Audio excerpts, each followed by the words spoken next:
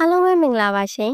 Listen for you မှာပြန်လည်ကြိုဆိုလိုက်ပါတယ်ဒီတစ်ခါဖတ်ပြပေးမယ့်စာအုပ်လေးကတော့စာရေးသူຫນွေအိမ်မောင်ဝင်းရေးသားထားတဲ့ချစ်မြတ်တာကိုကျယ်ရီစီမှာချီထားမယ်ဆိုတဲ့စာအုပ်လေးပဲဖြစ်ပါတယ်တို့ချစ်တော်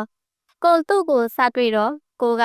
ကိုရန်ကြောင်သားပဲရှိသေးတာပြီးတော့ယောက်ျားဆန်တဲ့ပုံစံမျိုးနဲ့သပင်ကဘေးကွဲတူကက်ကက်နဲ့ကျောင်းယူနီဖောင်းကလွဲရင်ကိုဝတ်တက်တာတီရှပ်ပွားပွားနဲ့ဂျေဂျေပေါင်းမီတွေပဲရှိပါတယ်စီးတဲ့ဖက်နှက်ကဂတိပါကြားစီဖက်နှက်ပါတနက်ခါကတော့ဘယ်တော့မှမလိမ့်ပါဘူးတချို့တွေဆိုရောက်ကရှာလို့တော့ထင်ကြပါတယ်သူလည်းအပါအဝင်ပဲလေရောက်ကရှာမဟုတ်ပင်မဲ့ကိုကမိန်းကလေးအဝတ်အစားတွေအသုံးအဆောင်တွေကိုစိတ်ကျဉ်ကျက်တာအမှန်ပါကိုကအဲ့ဒီရက်ကွက်ကိုတဲ့နှစ်မှရောက်လာတာပါသူတို့အိမ်ကကိုတို့နေတဲ့လမ်းတွေရဲ့ထိပ်ပတ်မှာရှိပြီးလမ်းမကြီးဘက်ကိုလှည့်ထားပါတယ်သူတို့ကရေတန်းလုပ်ငန်းထောင်ထားတာပါအဲ့ဒီရက်ကွက်ရဲ့မျက်နှာဖုံးမိသားစုတွေလို့ပြောလို့ရပါတယ်ပြီးတော့နီနီမက်လို့စတိုးဆိုင်တစ်ခုလည်းတွဲဖွင့်ထားပါသေးတယ်သူ့ကိုမတွေ့ခင်ထိတော့ကိုတယောက်ယောက်ကိုစိတ်ဝင်စားတယ်ဆိုတာမျိုးမသိခဲ့ဘူးပါဘူးအဲ့ဒီအရွယ်ဟာအချစ်ဆိုတာနဲ့လဲဘာမှမသက်ဆိုင်သေးတာကိုသူက10တန်းဒါပေမဲ့စာကြီးတစ်ခုတ်ခုတ်လုပ်ပြီးဖိအားတွေနဲ့ပြီးနေတဲ့10တန်းကျောင်းသားလေးတော့မဟုတ်ခဲ့ဘူးသူကတိတ်လိမ်မာပါတယ်အဲ့ဒီအရွယ်ကလေးနဲ့မိဘအလုပ်ကိုတည်တတ်တယ်သူ့ကိုတွေ့လိုက်ရင်အမြဲပဲသူတို့ရေတန်းဆက်ယုံကအလုပ်သမားတွေနဲ့တသားတည်းဖြစ်နေတတ်တယ်ရေတန်းမှုအတင်အချမှလဲသူဝင်ကူတာပါပဲလိုက်ဖို့ရင်လဲသူ့ပါပါတယ်ရေတန်းမှုတွေဆေးတဲ့နေရာလဲသူဝင်ဆေးနေတာပါပဲစတိုးဆိုင်မှာလဲဈေးရောင်းကောင်တာဝင်ထိုင်လုပ်ပါတယ်တီရှပ်ဟောင်းတစ်ထည်နဲ့ပစိုးတူတူဝစ်ပြီးတော့ပေါ့ကိုတွေ့လိုက်တိုင်းအဲ့လိုပုံစံများပါတယ်တတရရရှိတဲ့အချိန်ဆိုလို့ចောင်းစိမ့်နဲ့အချိန်ပဲတေချာတွေ့ဘူးတာပါစတွေ့တော့ကိုသူ့ကိုအဲ့ဒီကအလုတ်သမားလို့ထင်ခဲ့တာရေတက်တွေတင်ထားတဲ့ထော်လာကြီးကိုသူကမောင်းလို့ပေါ့ထော်လာကြီးလဲသူကမောင်းတတ်သေးတာအဲ့ဒီတုန်းကကားမဟုတ်တဲ့ထော်လာကြီးမောင်းနဲ့သူ့ပုံကိုသဘောအကျကြီးကြခဲ့ရတာကိုကဆက်ပိန်းနဲ့လမ်းတွေကနေလမ်းမဘက်ကိုတက်မဲ့အလုံးသူတို့ထော်လာကြီးကခေါင်းထွက်လာတော့ကိုကမတက်ပဲရက်ပေးလိုက်တာအဲ့ဒီမှာပဲသူကမောင်းတဲ့နေရာကနေခေါင်းပြူပြီးညီလေးရတယ်သွားတယ်ကိုစတွေ့ချင်းပဲယောက်ျားလေးထင်သွားခဲ့တယ်လေကိုသူ့ကိုအဲ့ဒီနေ့မှာစတွေ့ခဲ့တာမသိတော့ကိုကသူ့ကိုအလုတ်သမားထင်နေခဲ့တာနောက်တော့ကိုတို့အိမ်ဘေးကအမကြီးကပြောမှသူကပိုင်ရှင်မန်းကိုသိရတာဒီလိုနဲ့ကိုဘွားမှာပထမဆုံးစိတ်ဝင်စားမိတဲ့သူဟာအဲ့ဒီရေတန့်ပို့တဲ့ထော်လာကြီးကိုမောင်းတဲ့အကိုကြီးပါပေါ့ဒီလိုနဲ့ကိုမှသူတို့အိမ်ရှိကဖြတ်မိတိုင်းသူ့ကိုလှမ်းကြည့်ရတဲ့အလုပ်ကရလာပါတယ်အမြဲအလုပ်လုပ်နေတာကြီးပါပဲတခါတလေအလုပ်သမားတွေကြားတဲ့ပျောက်နေလို့ကိုမနှဲရှာကြည့်ရတာကိုလှမ်းကြည့်လို့မတွေ့မိတဲ့ရက်ဆိုတိတ်ဝမ်းနေရတာပဲသူကအပြုံးအရင်နဲ့တဲ့အကြီးဆုံးသားမို့အသက်အရွယ်ထပ်ပို့ပြီးရင်းချက်နေတယ်လို့လည်းကိုထင်တယ်သူနဲ့ကိုနဲ့အထက်တန်းကျောင်းချင်းတူပေမဲ့ကျောင်းမှာတော့တိတ်ကိုဆုံခဲလာပါတယ်သူတို့စာတင်ဆောင်နဲ့ကိုစာတင်ဆောင်ကလည်းအဝေးကြီးပါအမတ်တမဲ့၄တောင်ကိုတို့မဆုံပြစ်ကြပါဘူးတကယ်ပါသူကတကယ်ထူးဆန်းတာဘာလို့လဲဆိုတော့ထော်လာကြီးတကြိုင်းမောင်းနေပြီးစက်ပိန်ကြမစီးတတ်တာပဲအဲ့ဒါကပြဿနာသူเจ้าကိုဘယ်လိုလာတယ်လဲဆိုရေတန်းပို့တဲ့ထော်လာကြီးနဲ့လိုက်လာတယ်တခါတလေသူမောင်းတယ်တခါတလေတော့ဘေးမှာထိုင်လိုက်တယ်ကိုစက်ပိန်လန်းတဝက်လောက်ရောက်ရင်ထော်လာကြီးတန်းကိုနောက်ကကြားရပြီအဲ့ဒီအခါကျကိုကအချိန်လေးလျှော့ပြီးထော်လာကြီးအကျော်ကိုစောင့်ရတာပေါ့ဒင်းကိုတွေ့ကျင်တော့ကိုတရက်တော့ကိုနောက်ကထော်လာကြီးပါမလာဘူးကိုကသူ့เจ้าမတက်ဘူးလို့ထင်နေတာမကြပါဘူးဘေးကနေစက်ပိန်တစီကိုကြော်တက်သွားတယ်ကိုတိတဲ့အမကြီးပဲခင်တော့မခင်ဘူးသူနဲ့တအိမ်ကျော်ကပေါ့အဲ့ဒီစက်ပိန်နောက်ကသူပါလာတယ်လေအဲ့ဒီနေ့ကကို့မှာစိတ်တွေတူတာတနေ့ကုန်ပဲအိမ်ပြန်ရောက်တော့ဟာနောင်မဆောင်နိုင်ဘူးကို့အိမ်ဘေးကအမကြီးစီသွားမေးတော့တာပဲအဲ့ဒီအမကြီးကသူတို့စီမှာအလုပ်လုပ်တာအဲ့ဒီကောင်မလေးနဲ့သူနဲ့ကြိုက်နေသလားဆိုပြီးတော့လေအဲ့ဒီအမကြီးကတော့ပြောပါတယ်ရီးစားမဟုတ်ပါဘူးတဲ့တငယ်ချင်းပါတယ်တခါတလေတော့စက်ပိန်နဲ့လမ်းကြုံလိုက်လာတာပါဒါနဲ့သူကယောက်ျားလေးဖြစ်ပြီးဘာလို့မနှင်းမဲနောက်ကလိုက်စီးတာလဲဆိုတော့သူကစက်ပိန်မှမစီးတတ်တာပဲတဲ့ကဲဆိုင်ကယ်ကိုလေအလကားစီးကုန်နေဆိုပြီးတိတ်မစီးဘူးတဲ့တိတ်ကစီးနေတာပဲတဲ့အမအဲ့ဒါစီးစနစ်ရှိတာလို့ကိုယ်စိတ်ထဲကပြန်ပြောခဲ့ပါတယ်နောက်တော့ကိုမိန်းကလေးမှန်သူသိသွားပါတယ်ဒါပေမဲ့ယောက်ျားစိတ်ပေါက်နေတယ်လို့တော့ သူထင်လားမသိပါဘူးကိုသူတို့ရှေ့ကဖြတ်ရင်ဟဲ့အောင်လို့ခေါ်တာမျိုးကြားတယ်အစားတော့သူတို့အချင်းချင်းခေါ်ပြောနေကြတယ်ထင်တာဒါပေမဲ့ကိုဖြတ်တိုင်းကြားနေရတာကိုလှည့်ကြည့်ရင်ထုံးစံအတိုင်းအလုတ်သမားတွေတအုပ်နဲ့သူအလုံးရှုံနေတာပါပဲနောက်တော့ကိုခေါ်တာသူမှန်းသိသွားတယ်ကိုကျူရှင်ကပြန်လာတဲ့တနေ့နောက်ကထော်လာကြီးအတန်ကြတော့ကိုပြပြလေးနင်းနေတော့ထော်လာကြီးကကိုဘေးကနေအဖြတ်ဟဲ့အောင်ပြန်လာပြီလားတားကြီးဆိုပြီးတော့ကြားလိုက်ရတာပါပဲကိုကလေအာကတတိခေသူ့ကိုအဝေးကနေဖြက်ခနဲကြည့်ရတာကိုသာရဲတာသူတို့မီနီမတ်မှာသူကောင်နာထိုင်နေတာကိုတွေ့ရင်ကိုဝင်မဝယ်ရဲတော့ဘူးဟိုဘက်တလန်းအထိကိုသွားဝယ်ပြလိုက်ရောတညာအရေးတကြီးစာရေးကရိယာလိုမျိုးလိုလာတဲ့အခါကိုဟိုဘက်လမ်းမှာသွားဝယ်မရတော့ပါဘူးသူ့ဆိုင်ဝယ်ဖို့အကြောင်းကပါလာတော့တယ်ကိုပေအိမ်ကအမကြီးကိုအဖော်ခေါ်ပြီးသွားရတယ်သူ့အမေပဲကောင်နာထိုင်နေပါစေလို့ဆုတောင်းမိမယ်ဆုတောင်းမပြီးခဲ့ဘူးသူကကောင်နာမှာထိုင်နေတယ်စာလုပ်နေတာလေတချင်းဖွင့်ထားတယ်လွမ်းမိုးရဲ့မိုးဆက်တင်လေသူကလွမ်းမိုးတိတ်ကြိုက်တယ်အံ့ဩစရာပဲနော်သူ့အရွယ်ကို့အရွယ်တွေကအခုခေတ်ပေါ်အစိုးရတွေပဲကြိုက်ကြတာမလားကိုတို့ဝင်လာတော့သူကမောကြည့်တယ်အမကြီးကိုနှုတ်ဆက်တယ်ကိုကတော့တန်းကနေဝင်သွားပြီးကိုလိုဓာတွေယူပြီးပတ်စံရှင်းမှုကောင်နာပေါ်တင်ပေးလိုက်တယ်သူကိုပြုံးစီစီလုပ်ပြီးကြည့်နေတာသိတယ်ကိုကသူ့အနောက်ဘက်ကပိုစတာလိုဟာမျိုးတွေကိုလိုက်ကြည့်နေမိတယ်သူပတ်စံပြန်အန်းနေကျေးဇူးပဲနော်သားကြီးဆိုပြီးကိုလက်ခုံပေါ်ကိုဘောပင်နဲ့ဆက်ခနဲ့ချစ်လိုက်တယ်ပြီးတော့ရုပ်တည်ကြီးနဲ့ငုံမီစာလုံးနေတယ်တကယ်ပါပဲကိုကအဲ့ဒီဘောပင်ရာကိုမပြတ်အောင်3 ရက်လောက်ထိန်းထားခဲ့သေးတာငိမောခွင်းနဲ့တွင်ဒီချစ်ချင်းမြတ်တာဟာဆူတောင်းနေပြည့်ခဲ့ပါတယ်ဗောအဲ့ဒီနေ့ကတနင်္ဂနွေနေ့ကိုစက်သိန်းနေဘိန်းပေါက်လို့ပြင်ဆိုင်ပို့ထားပြီးခြေကျင်မဲ့ကျူရှင်ကိုတွားရတယ်ကိုတို့ကျူရှင်ကနေနေတဲ့ရက်ကွက်အထိကနည်းနည်းလမ်းပါတယ်အပြန်ကြတော့လေခြေကျင်မဲ့ပြန်လာရတာဗောထီကလေးဆောင်းကိုမိုးကလည်းခပ်ဖွဲကလေးရနေတာလေ MP3 ဖွင့်ပြီးနှကြက်ပါတက်လာတာအဲ့ဒီမှာကိုထီရွက်ကိုဘေးကဆွဲတာခံလိုက်ရလို့နှကြက်ကိုဖြုတ်ပြီးလဲကြည့်လိုက်တော့ကိုဘေးပါထော်လာကြီးရောက်နေပါကောလားရှေးပို့ပြီးပြန်လာတဲ့ပုံပဲနောက်မှာတော့အလုတ်သမား2 ယောက်ပါတယ်ဟဲ့အောင်မင်းဆက်သိမ်းမပါဘူးလားထိုက်ခဲလေးလားဆိုပြီးတော့ခေါ်တယ်ကိုကတော့ကြောင်မီးရက်နေတာအကြာကြီးပဲမလိုက်တော့ပါဘူးရပါတယ်ပြောတာကိုလာစမ်းပါကွာမင်းအကြာကြီးရှောက်ရမှာမိုးကလည်းရွာနေတာကတ်ဆမ်းမှာဆိုပြီးတော့ဆက်ခေါ်နေတာပါပဲဒါနဲ့ကိုလည်းအာနာပါနာနဲ့လိုက်ခဲ့ရတော့တယ်ခေါင်းငန်းကသူ့ဘေးမှာထိုင်လို့ပေါ့အမေဖဲဆိုးလို့လေထော်လာကြီးကအတန်သာပွက်လော်ရိုက်နေတာစီးလို့တော့အကောင်းသားပဲအမှန်တော့ကိုကထော်လာကြီးတွေတိတ်မုန်းတာရှေ့မတိုးနောက်မဆုတ်လမ်းမှာကက်လန့်တိုင်ကြော်တက်မရပြုမရမှုလေနားကညီးသေးတယ်မှလားဒါပေမဲ့ထော်လာကြီးကိုသူ့မောင်းတာတွေ့ပြီးတဲ့နောက်ထော်လာကြီးတွေဟာချစ်စရာကောင်းလာတယ်အံ့ဩစရာပဲနော်လူတစ်ယောက်ကိုစိတ်ဝင်စားတဲ့အခါသူနဲ့ဆက်နွယ်နေတဲ့အရာအလုံးဟာချစ်စရာကောင်းနေတတ်တာများလားဘေးကသူ့ကိုလှမ်းကြည့်ခြင်းပေမဲ့မကြည့်ရဲဘူးသူကတော့နောက်က2 ယောက်နဲ့အလုပ်ကိစ္စတွေတွတ်ပြောနေတာပဲတခြားတက်ရဖြစ်နေတဲ့အချိန်ထက်တီရှပ်အဟောင်းကလေးနဲ့ပစိုးတူဝတ်ပြီးထော်လာကြီးမောင်းတဲ့အခါအလုပ်တွေဝင်လုံးနေတဲ့အခါဟာဆွဲဆောင်မှုအရှိဆုံးလို့ကိုမြင်ပါတယ်သူ့အတန်ဟာငြိမ်းချမ်းတယ်အလုရှင်ဆိုတဲ့အတန်မျိုးမရှိဘူး။အော်အဲ့လိုလားဟုတ်ကဲ့ဆိုပြီးတိတ်ငင်ကြေးတာပဲ။ကိုအိမ်ဘေးကအမကြီးဆိုသူ့ကိုတိတ်ချီကျူးတယ်။သူလည်းအိမ်နောက်ကြတဲ့အခါ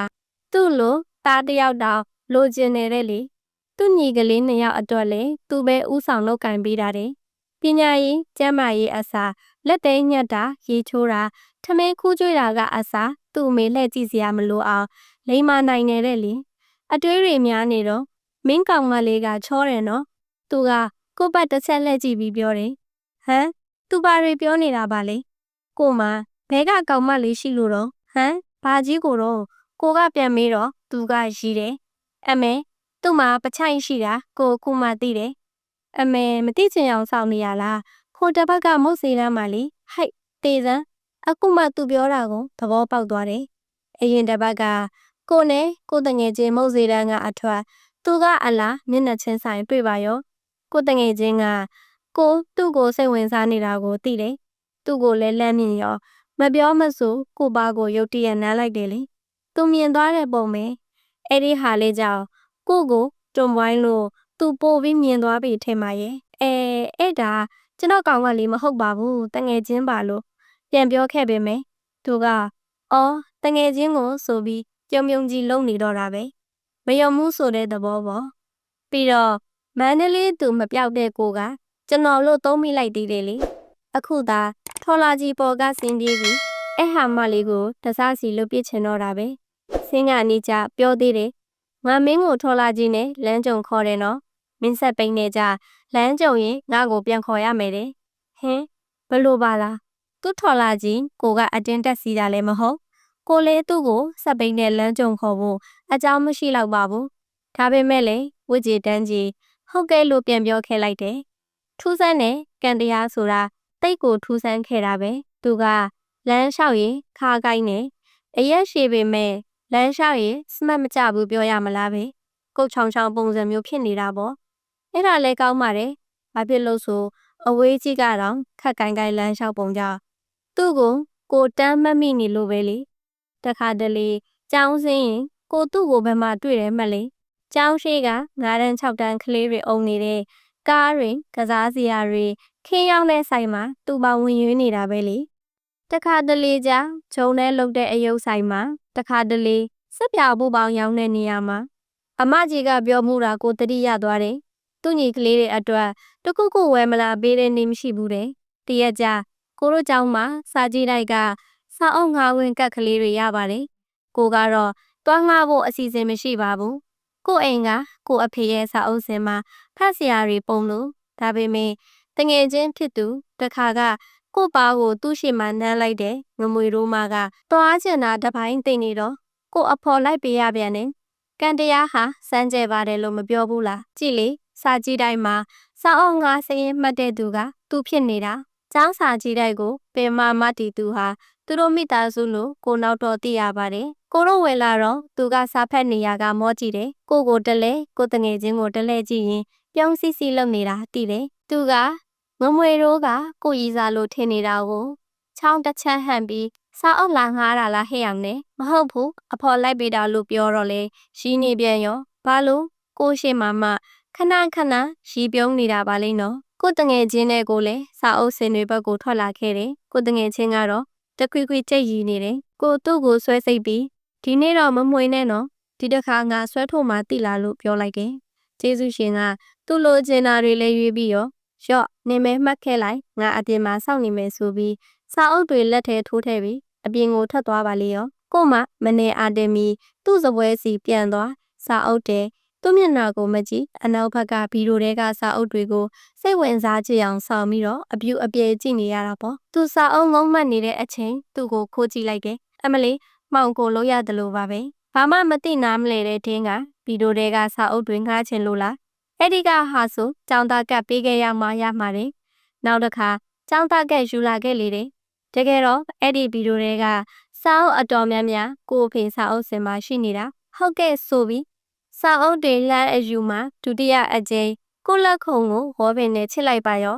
တခါတော့ငါလို့ခက်တီတီမျက်နှာထားဖြစ်သွားပြီးသူမဟုတ်တလို့စပွဲပေါ်ကစာအုပ်တွေကိုကောက်စီနေတော့တာကိုလက်ဖျားတွေကအေးဆက်သွားလိုက်တာပျော်ရင်အဲ့လိုဖြစ်တတ်သလားကိုနောက်တစ်ခေါက်တော့လာဖြစ်မယ်မထင်ဘူးမတွေ့ချင်လို့တော့မဟုတ်မတွေ့ရင်မနေနိုင်ဖြစ်သွားမှာဆိုလို့လေအဲ့ဒီလိုနဲ့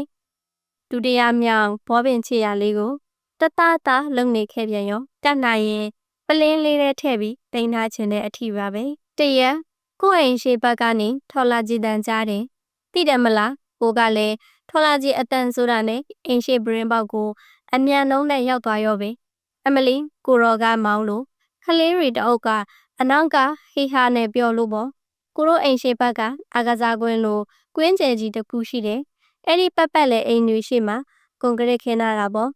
သူကအဲ့ဒီကွင်းကိုပတ်ပြီးမောင်းနေတော့ကိုအိမ်ရှိကိုလည်းပြန်ရောက်လာတာပေါ့ခေါင်းကကလေးနှစ်ယောက်ကတော့သူ့ညီရေးတွေနေမယ်ကြည်ရတာခလေးထိန်နေတဲ့ပုံပါပဲကိုမအဲ့ဒီနေ့ကကွင်းကိုပတ်နေတဲ့ထော်လာကြီးကိုမမူးစဒန်လိုက်ကြည့်နေခဲ့တာပေါ့ကြည့်နေရင်ကမြင်ကွင်းထဲပျောက်သွားမှတော့စိတ်တစ်ထစ်နဲ့3-4ပတ်လောက်မှကိုအိမ်ရှိကိုပြန်ရောက်လာတယ်ဟဲ့အောင်ပြန်ပြီးဟဲ့ဆိုပြီးသူတို့အိမ်ဘက်ပြန်မောင်းသွားရောကိုကြည့်နေတာထင်းသိတယ်ပေါ့ကိုလဲမင်းသားကမင်းသမီးကိုစ က်ပိန်နောက်မှာတင်ပြီးကျင်နူးတဲ့အခန်းမျိုးစိတ်ကူးရှင်ခဲ့ပူတာပေါ့ကိုအလဲကြမှာပြောင်းမြန်ဒီလိုကိုကြည်ရှင်ကပြန်လာရတဲ့တရက်ကိုနာ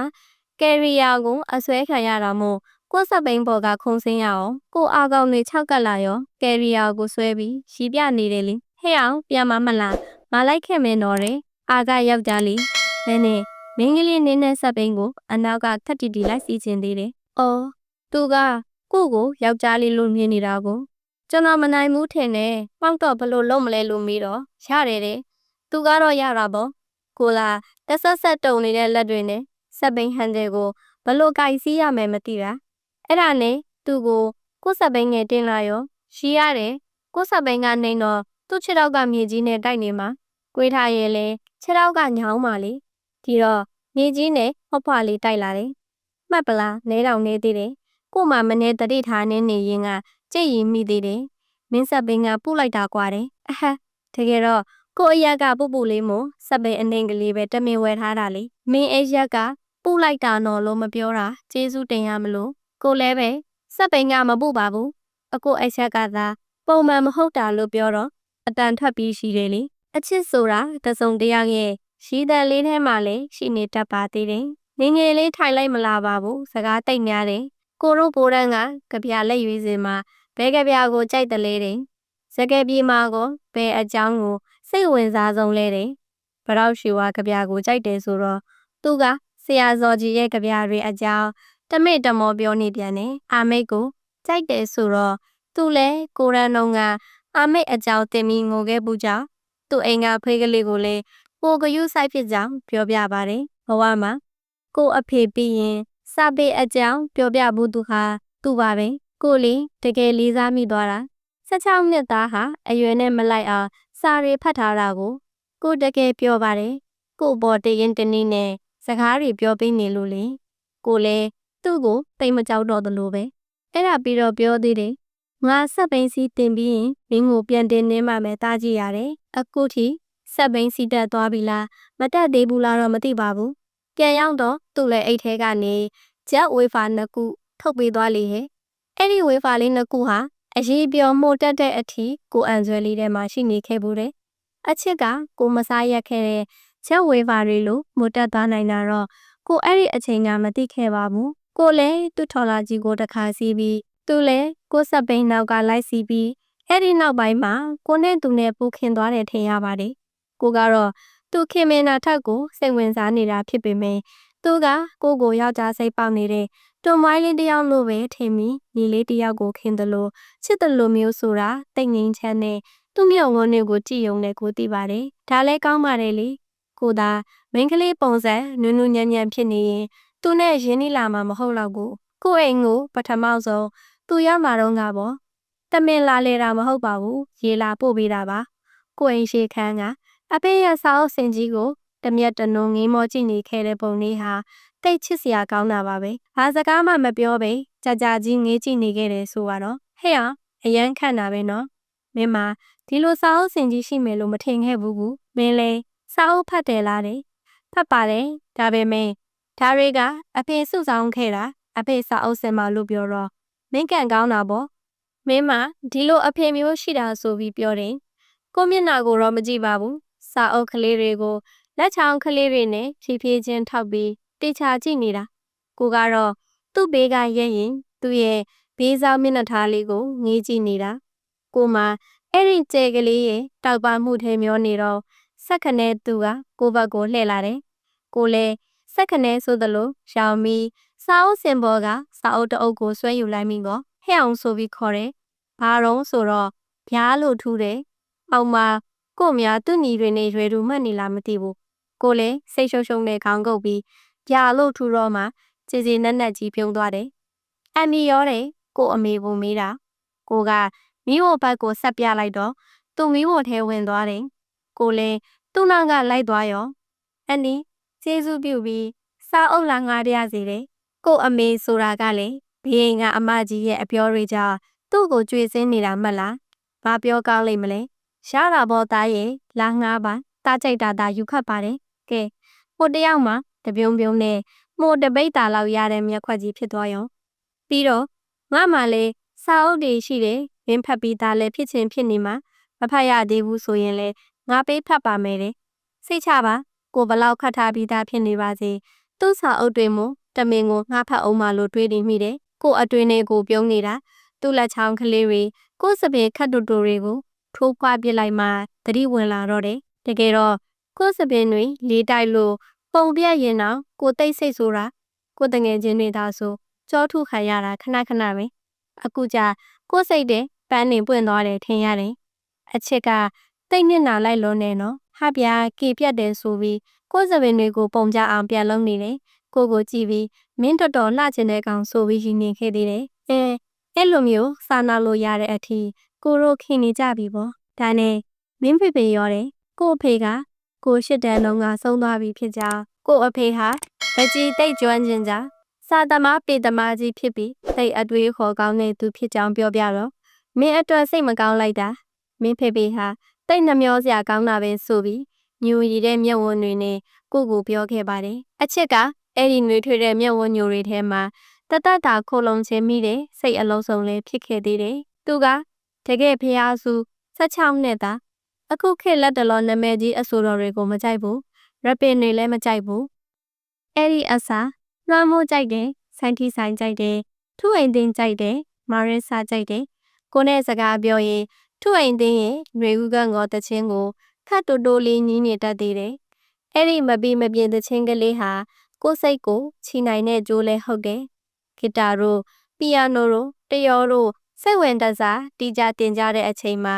သူဆိုတဲ့အာကလူသားဟာစောင်းတီးတင်ချင်ပါတဲ့ကျွန်တော်ကဂီတာတိတ်တီးချင်တာကျွန်တော်ဂီတာတီးတင်အောင်မလို့ပြောတော့ငါကတော့စောင်းတီးတင်ချင်တာတဲ့ကဲကျွန်တော်က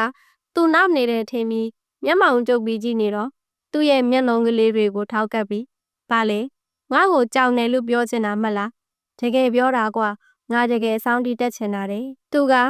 တကိုးရဲ့ကြပြတွေကိုသိချစ်တယ်စိတ်ရှည်လက်ရှည်လဲကိုရွတ်ပြတတ်ပါသေးတယ်အဲ့ကြပြလေးသိလာရင်ဆိုပြီးကိုကဘာမှပြန်မဖြစ်ခင်အတင်းကိုဆိုပြတော့တာပဲအမှန်တော့ကိုလေတကိုးရဲ့ကြပြတွေကိုဖတ်ပူးပြီးတိတ်ကြိုက်ခဲ့တာပါပဲဒါပေမဲ့မတိချင်အောင်မဖတ်ဘူးချင်အောင်စောင့်နေလိုက်တာပဲသူစရာလုံနေတာလေးကိုသဘောကျလို့လေသူနဲ့စကားပြောရင်အင်းလို့ဖြေမိရင်မကြိုက်ဘူးချက်ချင်းပြောလက်စကိုရက်ပြီးဟုတ်ကဲ့လို့ပြောတယ်ကဲဘလောက်အလေးစားခံကျင်တဲ့သူလဲဝေးစင်ရောနှင့်လှိုင်းကောင်းဖြူတို့ဤစုံစည်းခြင်းမျိုးဖြင့်ကျွန်ုပ်တို့စုံစည်းမိကြသည်ဝေးစင်ရောတို့ပြန်ပြေးသွားကြလှိုင်းကောင်းဖြူတို့ဆုတ်ခွာသွားကြသလိုပင်ကျွန်တော်တို့ဖဲခွာရပြန်သည်ဆိုတဲ့တကိုးရဲ့အဲ့ဒီကြပြကိုသူသိကြိုက်တယ်တဲ့လောကဆိုတာတွေ့ကြုံဆုံခွဲတယ်ကွာတကိုးကအဲ့ဒီသဘောတရားကိုလှလှပပရေးပြသွားတာဆိုပြီးကိုဆရာလုပ်သေးတယ်ကိုနဲ့သူဟာဝေးစင်ရောနဲ့လှိုင်းကောင်းဖြူတွေဖြစ်လာလိမ့်မယ်လို့အဲ့ဒီတုန်းကမတွေးခဲ့ဘူးကိုတို့အငြဲတော့မတွေးခဲ့ကြဘူးကောသူ့မှာ10တန်းကလည်း10တန်းအိမ်လုပ်တွေကလည်းဦးရစီရနဲ့မအားလက်ဘူးမလားဒါပေမဲ့လည်းကိုကြည့်တာကတော့စာချက်နေတာထက်အလုံးလုံးနေတာကပိုများနေတယ်ထင်တာပဲကိုကျူရှင်ကပြန်လာတဲ့အချိန်သူ့အိမ်ရှိက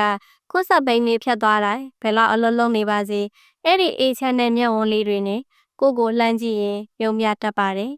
ကိုသူ့ဆိုင်မှာဈေးသားဝယ်တဲ့အခါတိုင်းကိုလက်ခုံကိုဂေါ်ပင်နဲ့ချစ်ဖို့လဲဘယ်တော့မှမမေ့ဘူးကိုစီဆောက်အုပ်လာငှားတဲ့အခါရဲ့လာပြန်ပေးတဲ့အခါရဲ့မှာပဲကိုတို့တေချာတွေ့စကားပြောပြကြပါတယ်တခါကြတော့ကိုစီဆောက်အုပ်လာပြီးတာထူးထူးဆန်းဆန်းပါပဲစိုက်ကားတစ်စီးကိုနေမိရောက်လာတယ်ထင်းဟာစက်ပိန်ကလွဲရင်ရှိသမျှရင်အကုန်စီးတက်တယ်ထင်ရတယ်အဲ့ဒီနေ့ကပစိုးတူတူမဟုတ်ပဲဘောင်းမီဒူးခုံးလက်နဲ့ရောင်ကိုဝတ်ထားတာတီရှပ်အပြာရောင်ကလေးနဲ့ကိုယ့်ရဲ့ကောင်းငင်ကလေးဟာစိုက်ကားလဲနင်းတက်ခဲ့ပါတယ်ဟင်အကိုစီမှာစိုက်ကားလဲရှိတာလားအံ့ဩတကြီးမေးတော့ကိုစပင်တွေကိုဖွာလိုက်ပြီးမဟုတ်ပါဘူးကွာအိမ်ရှိဂိတ်ကခဏငားစီးလာတာတဲ့လေပြီးတော့လာတက်ဆိုပြီးကိုရှင်တစ်ခုကိုရှေ့ဘက်မှာချပေးတယ်သူငားထားတဲ့စာအုပ်တွေကိုလည်းကိုလှမ်းပေးတယ်ဟင်ဘယ်သွားမလို့လဲ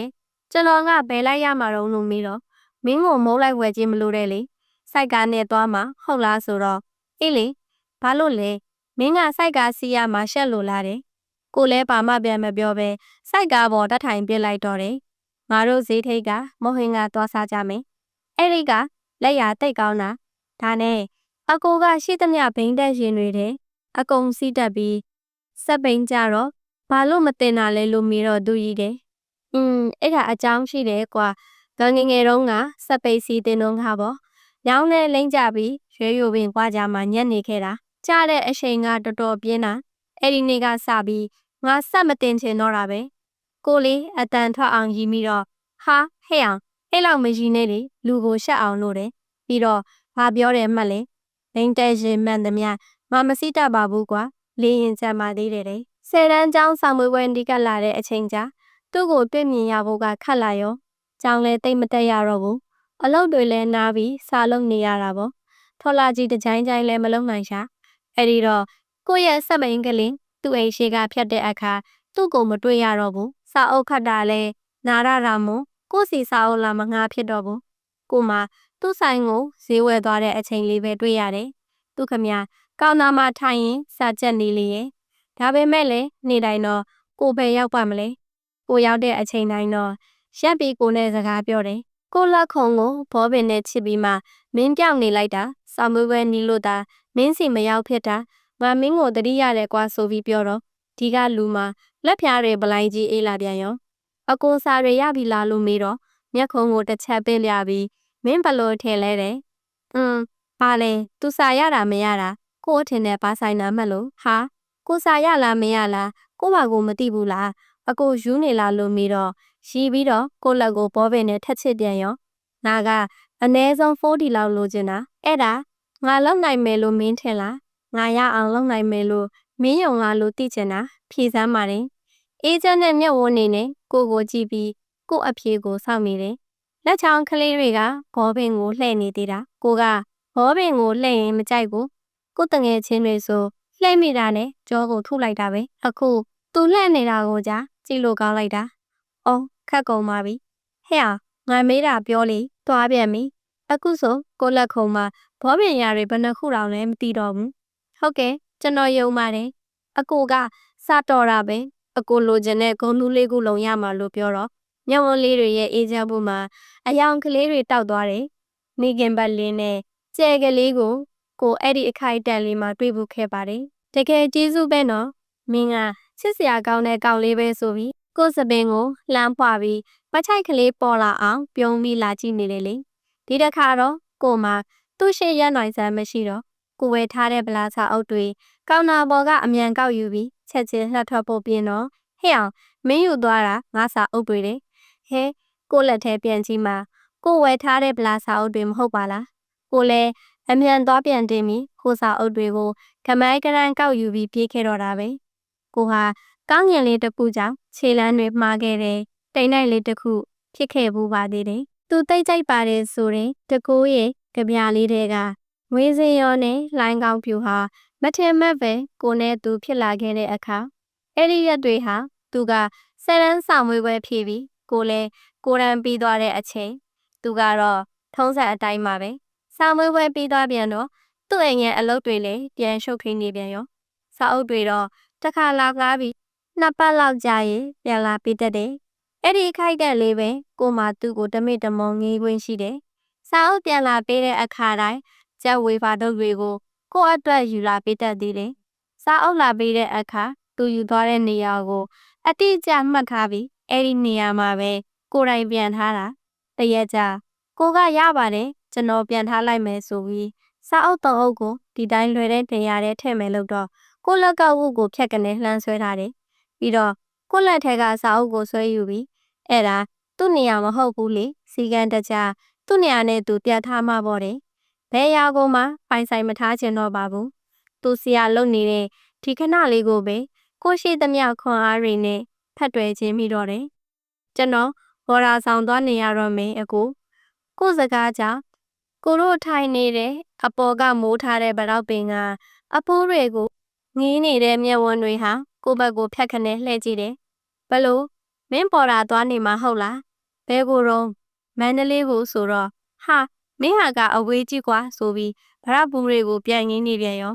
ကိုမသွားချင်ပါဘူးကွယ်ထော်လာကြီးတန်တွေဘောပင်ချေရလေးတွေအေးချမ်းခန့်ညားတဲ့မျက်လုံးလေးတွေနဲ့ဝေးရကိုဘယ်တော့သွားမှလဲအတန်တိုးတိုးလေးဖြစ်သွားသလိုမျက်လုံးလေးတွေကလည်းအယောင်ဖြော့သွားသလို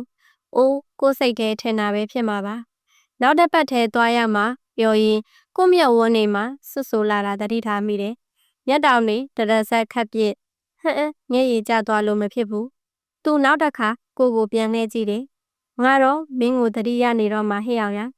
တေးစမ်းနောက်တစ်ခါမျက်ရည်တွေကလှိုက်တက်လာပြန်ရောကိုမဗတော့ပင်ကြီးစီပြန်မော့ကြည့်ရတယ်ကျွန်တော်ပိတ်ရက်ကြပြန်လာမှာပေါ့ဗျာလို့ပြောတော့ကိုစပင်ကိုခွာလိုက်ရင်တကယ်ပြန်လာလေရမယ်နော်ဟဲ့အောင်လေပြီးတော့ဘာစကားမှမပြောဖြစ်ကြပဲဒီအတိုင်းအကြကြီးထိုင်နေကြတယ်သူကတော့ဗတော့အဖိုးတွေကိုငင်းနေတယ်ကိုကတော့ကိုကောင်းငင်လေးကိုငင်းနေခဲ့တယ်ကိုကတော့မော်ရာဆောင်ရောက်ခဲ့ပြီးသူကတော့ရန်ကုန်မှာကျန်ခဲ့တာပေါ့ကိုအတွက်နေလို့မတက်ပထမဆုံးလတွေကိုတွက်ခဲ့တယ်သူ့ကိုတတိရတာအဆိုးဆုံးပဲဖြစ်ခဲ့တယ်ကျောင်းပိတ်ရက်တွေကိုလဲရင်းတရှိရှိနဲ့စောင့်စားခဲ့ဘူးတယ်အဲ့ဒီတော့ကဖုန်းတွေဆိုရှယ်နောက်ဝက်တွေဘာတစ်ခုမှမတွင်ကျသေးတဲ့အချိန်မို့ကိုမှတတိရနိုင်တာကလွဲရင်ဘာမှမတက်နိုင်ခဲ့ပါဘူးပိုပြီးဝမ်းနည်းစရာကောင်းတာကကိုမိသားစုလဲအောက်တိုဘာပိတ်ရက်မတိုင်ခင်မန္တလေးကိုရုတ်တရက်ပြန်ပြောင်းလာဖြစ်တော့တာပါပဲအဲ့ဒီအချိန်ကစပြီးကိုဟာကောင်းငင်ပြောက်တဲ့တိမ်ဆိုင်လေးတစ်ခုဖြစ်သွားတော့တယ်မန္တလေးမှာအခြေချသွားခဲ့တဲ့အတွက်ရန်ကုန်ဆိုတာပြန်ရောက်ဖို့ခက်ခဲသွားခဲ့တယ်လူချင်းဝေးကွာခဲ့ပေမဲ့ကိုဘရောမှသူ့ကိုမမေ့ခဲ့ဘူးဖလာကြီးမောင်းတက်တဲ့ကောင်းလေးတရားဟာကိုညတိုင်းမှတ်တဲ့အိမ်မက်လေးတစ်ခုဖြစ်လာခဲ့ရတယ်ဆယ်တန်းအောင်စရင်ထွက်တော့ငါဖိုးဒီလိုချင်တာလို့ပြောခဲ့တာကိုတတိယမိပါသေးတယ်ရသလားမရသလားကိုမသိရပေမဲ့အဲ့ဒီနေ့ညကကိုမတညလုံးမအိမ်နိုင်ပဲဖျားစင်ရှိဆူတောင်းခဲ့တာကိုတော့သူကတော့ဘယ်သိနိုင်မှာတော့မလဲလी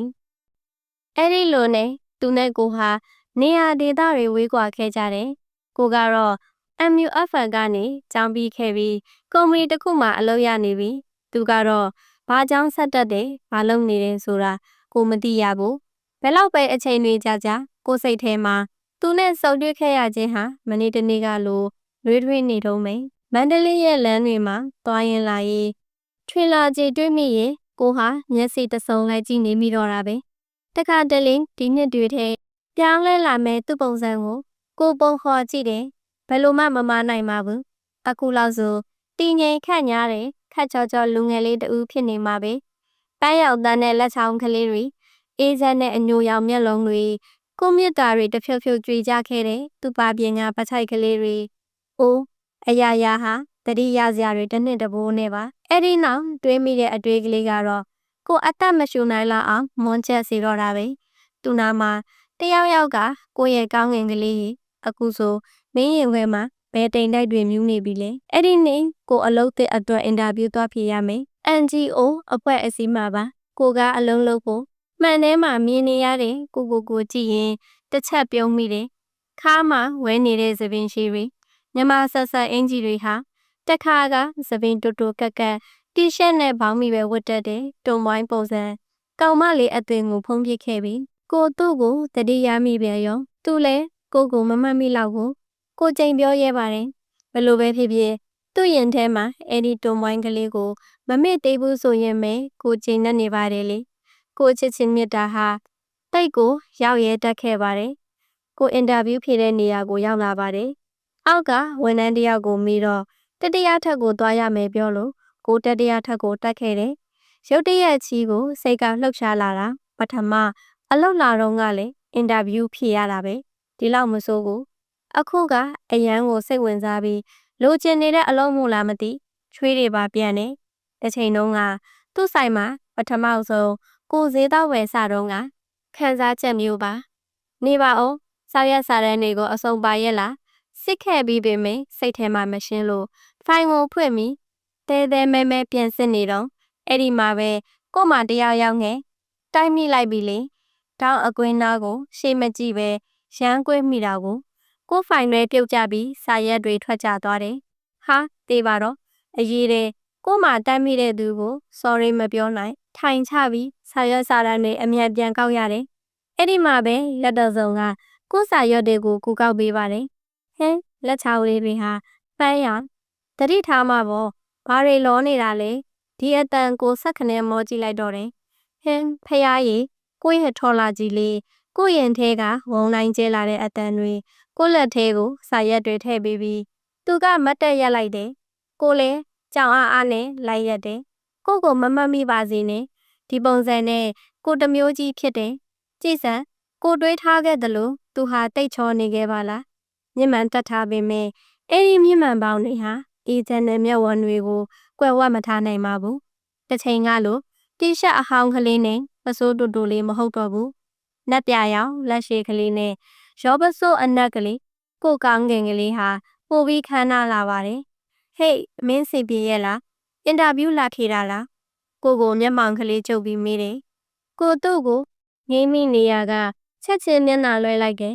ဟုတ်ကဲ့လို့ပြောတော့ဟိုဘက်တခန်းမှာဆိုပြီးလက်ညှိုးထိုးပြတယ်ပြီးတော့ကိုရှိကဖြည်းဖြည်းချင်းလျှောက်သွားတော့တယ်ပိုမြင့်မာလာတယ်သူ့ကြောပြင်ကိုလိုက်ငေးနေမိရင်ကိုမဝမ်းနဲ့ဝမ်းသာတာကကိုသူ့ကိုပြန်တွေ့ရလို့ဝမ်းနေတာကသူကိုတကယ်ပဲမမှတ်မိဘူးကျွန်တော်တိတ်လွမ်းခဲ့တယ်ဗျာသိရလားအသက်23နှစ်ဆိုတာတိရွက်လှုပ်တိုင်းရင်ခုန်ပြရမယ့်အရွယ်တော့မဟုတ်ဘူးလေ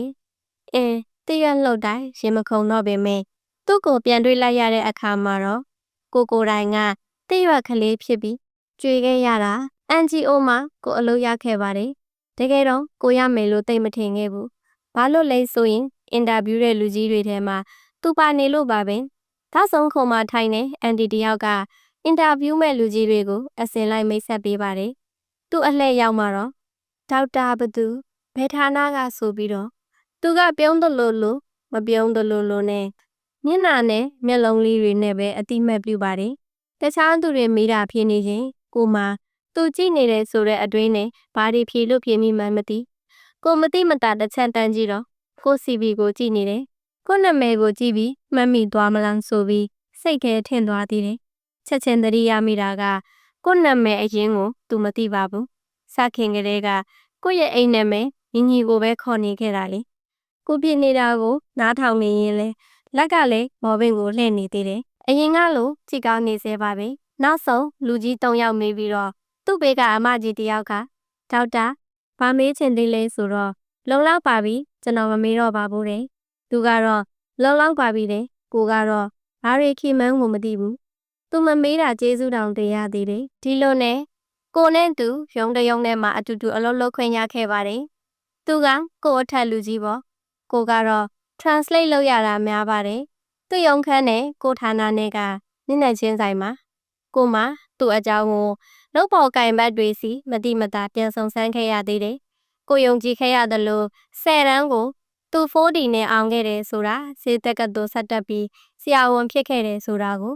စေချောင်းပြီးတာနဲ့ NGO မှာအလုပ်ဝင်ခဲ့တယ်ဆိုတာလေကိုသိခဲ့ရတယ်သူမှရီးစားရှိလာရင်လုံးပြီးတော့သူတို့ကပြုံးစီစီနဲ့ဟာလေရှူတောက်ကိုကျွေးနေတာလားတဲ့အဲ့ဒီတော့ကကိုမှဘာပြောရမှန်းမသိပဲကော်ဖီကိုအဆက်ပြေမောချထလိုက်တာရှာရီတောင်ကြက်ကုန်ပါရောသူ့ရုံငန်းရှိကဖက်တိုင်းသူ့ကိုချောင်းကြီးရတာလဲအမောပါပဲလွန်ခဲ့တဲ့နှစ်တွေတုန်းကသူ့အိမ်ရှိကဖက်တိုင်းသူ့ကိုလိုက်ရှာကြည့်ရတာကိုတတိယမိပါသေးတယ်အခုတော့အဲ့ဒီအလုတ်သမားတွေကြားမှာရီမောစွာရှိနေခဲ့ဘူးတဲ့ကောင်လေးဟာကွန်ပျူတာရှေ့မှာခက်ခက်ညာညာအလုပ်လုပ်နေခဲ့တယ်တခါတလေကော်ဖီတောက်ရင်လက်တစ်ဖက်ကခုံကိုလက်ညှိုးလေးနဲ့ခောက်ပြီးတကူကူကိုအာယုံစူးစိုက်ပြီးဖတ်နေတော့တယ်ကိုကျင်းတတ်ပါတယ်ဒီလိုမျက်စိရှေ့မှာငီးမောခွင့်လေးတွေသူရီပြုံးနေတာကိုနှကမ်းပြားတွေထိကူးဆက်လာကွဲနေတယ်ကိုမမှတ်မိလေကိုကျင်းတတ်နိုင်ပါရဲ့ကိုကတော့စပြီးနှုတ်ဆက်ဖွင့်ပြောဖို့တော့တတ်တည်ပေမရှိပါဘူးကိုတို့ရုံရှိမှာကော်ဖီဆိုင်ရှိတယ်ကိုတို့အလောက်ကသူတော်တော်များများဟာအဲ့ဒီဆိုင်လေးမှာတောက်ကြပါတယ်ကိုလည်းဒီနေ့ထမင်းစားပြီးချိန်ကော်ဖီဝဲဖို့အဲ့ဒီဆိုင်ကိုဆင်းခဲ့ပါတယ်ကိုကောင်နာမှာကော်ဖီမှာပြီးပတ်စံရှင်းဖို့လုပ်နေတော့ကိုရှင်းပြစီဆိုပြီးရင်းနှီးပြီးသားအတန်လေးတစ်ခုနဲ့အတူမြင့်မာတဲ့အရေးတစ်ခုကကုပေးမှလာရက်တယ်ဟင်သူဘယ်တော့မှပါလာတာပါလေဒီနေ့တော့နက်တိုင်းနဲ့ပေါင်းမီနဲ့တခုခုသွားစရာရှိလို့များလားမျက်မှန်တက်မထားတဲ့သူမျက်လုံးတွေကိုတဘာဝအတိုင်းမြင်ရတဲ့အခါတစ်ချိန်ကကိုကြည့်တတ်တဲ့မျက်လုံးတွေကိုခက်ခနဲ့တတိယမိပြန်ရော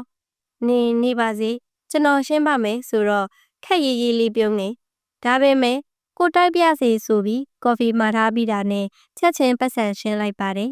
တွေ့လား အခုဒီစီယာလှုပ်ချင်စိတ်ကဦးစီးနေတော့ကိုအထက်လူကြီးကကော်ဖီတိုက်ရင်တောက်ရတယ်အဲ့ဒါရင်ကျေးမှုပဲဆိုပြီးတိုးတိုးလေးကပ်ပြောသွားသေးတာပြီးတော့ကိုဘေးကလှည့်ထွက်သွားပြီးရက်နေတယ်မင်းကမန္တလေးသူပေါ့နော်ဆိုပြီးလှည့်ပြောတယ်ကိုကဟုတ်ပါတယ်ဘာဖြစ်လို့များလဲဒေါက်တာဆိုတော့ကျွန်တော်ဆိုတဲ့နန်းစာမင်းသုံးလိုက်တာကိုရင်းနေတဲ့သူတယောက်နဲ့တိတ်တူနေလို့လေကိုလည်းမန္တလေးကပဲတယ်ကိုအသက်ရှူတန်းတွေညံဆန်လာတယ်မဟုတ်ဘူးရက်သွားတာများလားသူဆက်လျှောက်သွားပါတယ်ကိုလိုက်သွားရမလားအဲ့ဒီရင်းနေတဲ့ကျွန်တော်လို့ပြောတတ်တဲ့တုံပိုင်းလို့ထင်နေတဲ့ကောင်မလေးဟာကျွန်တော်ပါပဲလို့ပြောလိုက်ရမလားကိုအတွေးတွေနဲ့ပြဝေနေတော့မှသူကစပွဲဝိုင်းတစ်ခုမှဝင်ထိုင်လိုက်ပါပြီအဲ့ဒီမြင်ကွင်းကလေးဟာကိုအတွေးတွေကိုအစအနဖောက်ပြလိုက်ပါတော့တယ်လူတယောက်တည်းမဟုတ်ပါဘူးသူရှိမှတိတ်လာတဲ့ကောင်မလေးတယောက်အဲ့ကောင်မလေးရဲ့ခေါင်းကိုသူကညင်ညင်သာသာပုတ်ရင်ရီမောနေတာပါကောင်မလေးကသူ့လက်မောင်းကိုဖြက်ကနေရိုက်နေသေးတာဖယားကြီးအဲ့ဒါဘာလဲကြီးကိုမြောက်ဝန်းတွေဟာမကြခင်ပြိုတော့မယ်တိမ်ညိုတွေလိုနေရမရွေးရွာချပြစ်မိတော့မှာကိုဟာကော်ဖီတောင်မစောင့်နိုင်တော့ပဲဆိုင်ကလေးထဲကနေပြေးခဲ့ပါတော့တယ်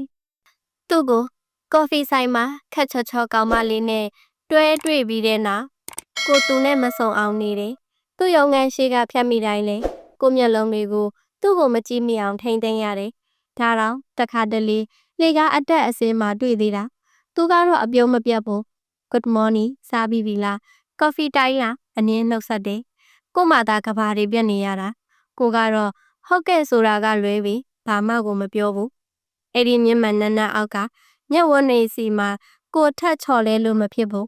အဲ့ဒီကောင်မလေးဟာတကယ်ပဲသူ့ချစ်သူဆိုရင်ကိုစိတ်ကိုအစဲသက်ပြင်ထားဖို့လိုတယ်မလားတရက်ကြတော့သူကိုတို့အလောက်ခံနဲ့ရောက်လာပါတယ်တခြားသူတွေကော်ဖီဆင်းတောက်ကြတော့မို့ကိုတယောက်ပဲကြံခဲ့တာ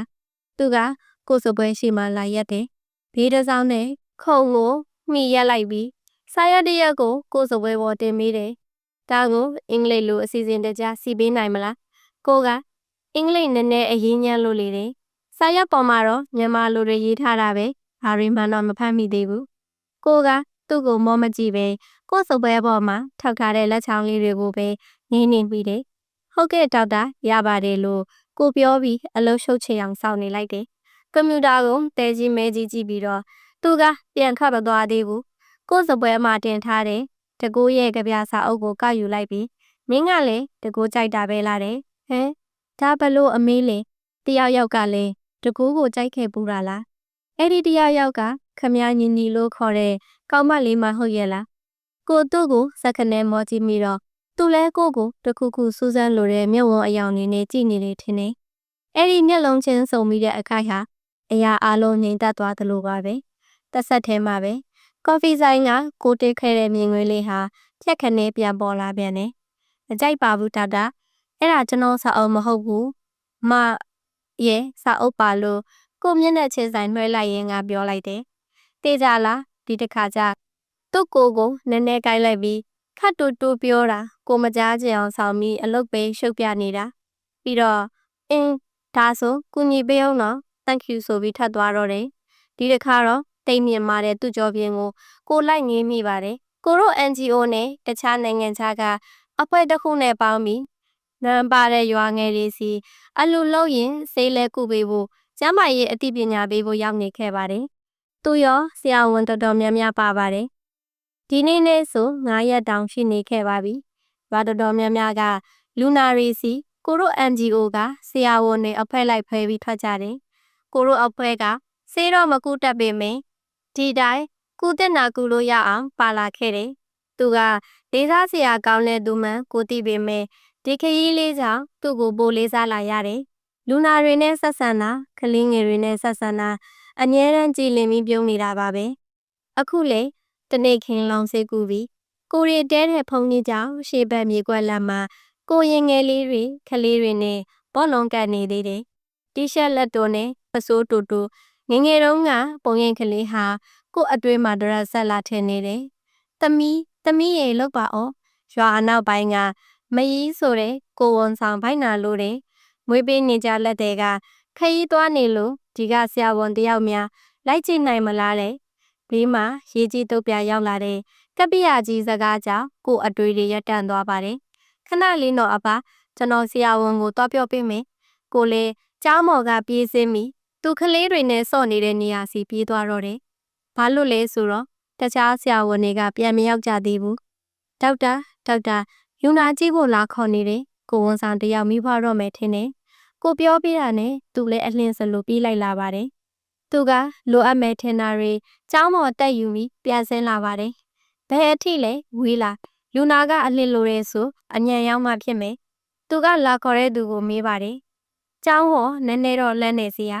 ကျွန်တော်မှလှဲပါတယ်တဲ့ဟင်းလဲဆိုကြာတော့မှပဲမတော်မရောက်ရင်တခုခုဖြစ်နေမှာကိုမျက်လုံးတွေဟာချက်ချင်းဆိုသလိုကျောင်းတော့မှထိုးရတဲ့ထော်လာကြီးတစည်းကိုတွေ့လိုက်ကဲဟောဟိုမှာထော်လာကြီးရှိတယ်လေလို့ကိုអော်လိုက်တော့သူတို့ကိုကြောင်မိကြည့်တယ်ပိုကြောက်သွားတဲ့သူကသူပါပဲအကိုမောင်းတက်တယ်လေအဲ့ဒါနဲ့သွားရင်ညံ့တာပေါ့မထူးတော့ပါဘူးအခုချိန်လူနာလောက်ပဲအမအရေးမကြည့်နိုင်တော့ဘူးကိုစကားအဆုံးမှာသူ့မှာမျက်လုံးကလေးဝိုင်းဆက်သွားတယ်ကြာလဲမဝိုင်းဆက်နိုင်ပါဘူး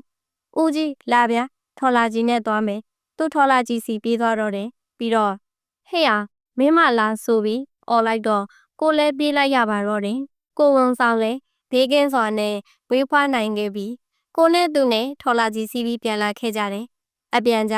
ဟိုဦးလေးကြီးမပါတော့ဘူးကိုတို့နှစ်ယောက်ပဲဘာပြောရမှန်းမသိဘူးကိုမှလမ်းဘေးဝဲရကိုပဲရှောက်ကြည့်နေတာခုနှစ်လောက်ဝေးကွာနေတဲ့ချစ်မြတ်နိုးခဲ့ရတဲ့သူတယောက်ကိုပြန်တွေ့ချိန်ဟာဒီလောက်ခြေပြားလက်ဖြားတွေမအေးသင့်ဘူးရှင်လဲပိုးဆူပတ်ဆက်ခုန်နေစရာအကြောင်းမရှိဘူးဟုတ်တယ်လေအသက်ကလည်းအဲ့ဒီတုန်းက15နှစ်မှမဟုတ်တော့ပဲသူကတော့ထော်လာချီမောင်းနေရင်ကကိုဘက်ကိုမတိမတာငင်းကြည့်တယ်ကိုကတော့သူ့ကိုမော့လေတဲမကြည့်ရဲဘူးစတီယာရိုင်းမှာကင်ထားတဲ့လက်ချောင်းတွေကိုပဲတတိတရငင်းနေမိတာငင်းသူခေါ်လိုက်တာခတ်တူတူလေးပါပဲဒါပေမဲ့ကိုရင်ခုန်တန်တွေကတော့ပုံမြန်သွားတယ်ထင်တယ်ကိုကပြန်မထူးပဲသူ့ဘက်ကိုမော့ကြည့်လိုက်တယ်ပြီးတော့မှပြောပါဒေါက်တာဆိုတော့အတန်လေးထွက်ပြီးရှိတယ်ဘာဒေါက်တာလဲအကိုလို့ခေါ်တယ်ဟို့အရင်ကကိုဆရာလုံနေကြဟန်နေဘာလို့ငါကိုမတိကျင်အောင်စောင့်နေတာလဲဟဲ့အောင်လေမင်းငါကိုမှတ်မိရတာနဲ့တိတ်ရက်ဆက်တာပဲမင်းအမေသူကဖြင့်ကိုမှတ်မိတာကြလို့အကိုကရောကျွန်တော်ကိုမမှတ်မိပဲနဲ့များအဲ့ဒါကြောင့်ကျွန်တော်ဘာမှမပြောတာကျွန်တော်ကနှုတ်ဆက်ပြီးမှအကိုကျွန်တော်ကိုမသိတော့ဘူးလို့ဘာလို့ဖြစ်နေအဆက်ကွဲမှလीကိုရဲ့ပြောင်းလဲသွားတဲ့မင်းကလေးပုံစံကြောင့်ရှက်နေမိတာကိုမပြောဖြစ်ဘူးကိုစကားအဆုံးမှာသူကပြုံးနေတခုခုကိုကြိတ်ပြီးသဘောကျနေတဲ့အပြုံးအိုးကိုမသိဘူးဘယ်လိုပဲပြုံးကိုအမြဲလာညှိနေတဲ့တင့်ကိုအင်္ဂလိပ်တွေပဲငါကမင်းကိုဘာလို့မမှတ်မိရမှာလဲညီငါမင်းကိုတခါမှမမေ့ပါဘူးအခုသေးဆိုကိုဟာသေးလို့ရနေပါပြီတတိရတယ်ပေါ့နော်ကျေနပ်ပါတယ်မင်းနဲ့ကလေးကမှပထမဆုံးတိုက်မိတော့ကတော့ငါမမှတ်မိသေးဘူးမင်းအင်တာဗျူးဖြေတော့မှ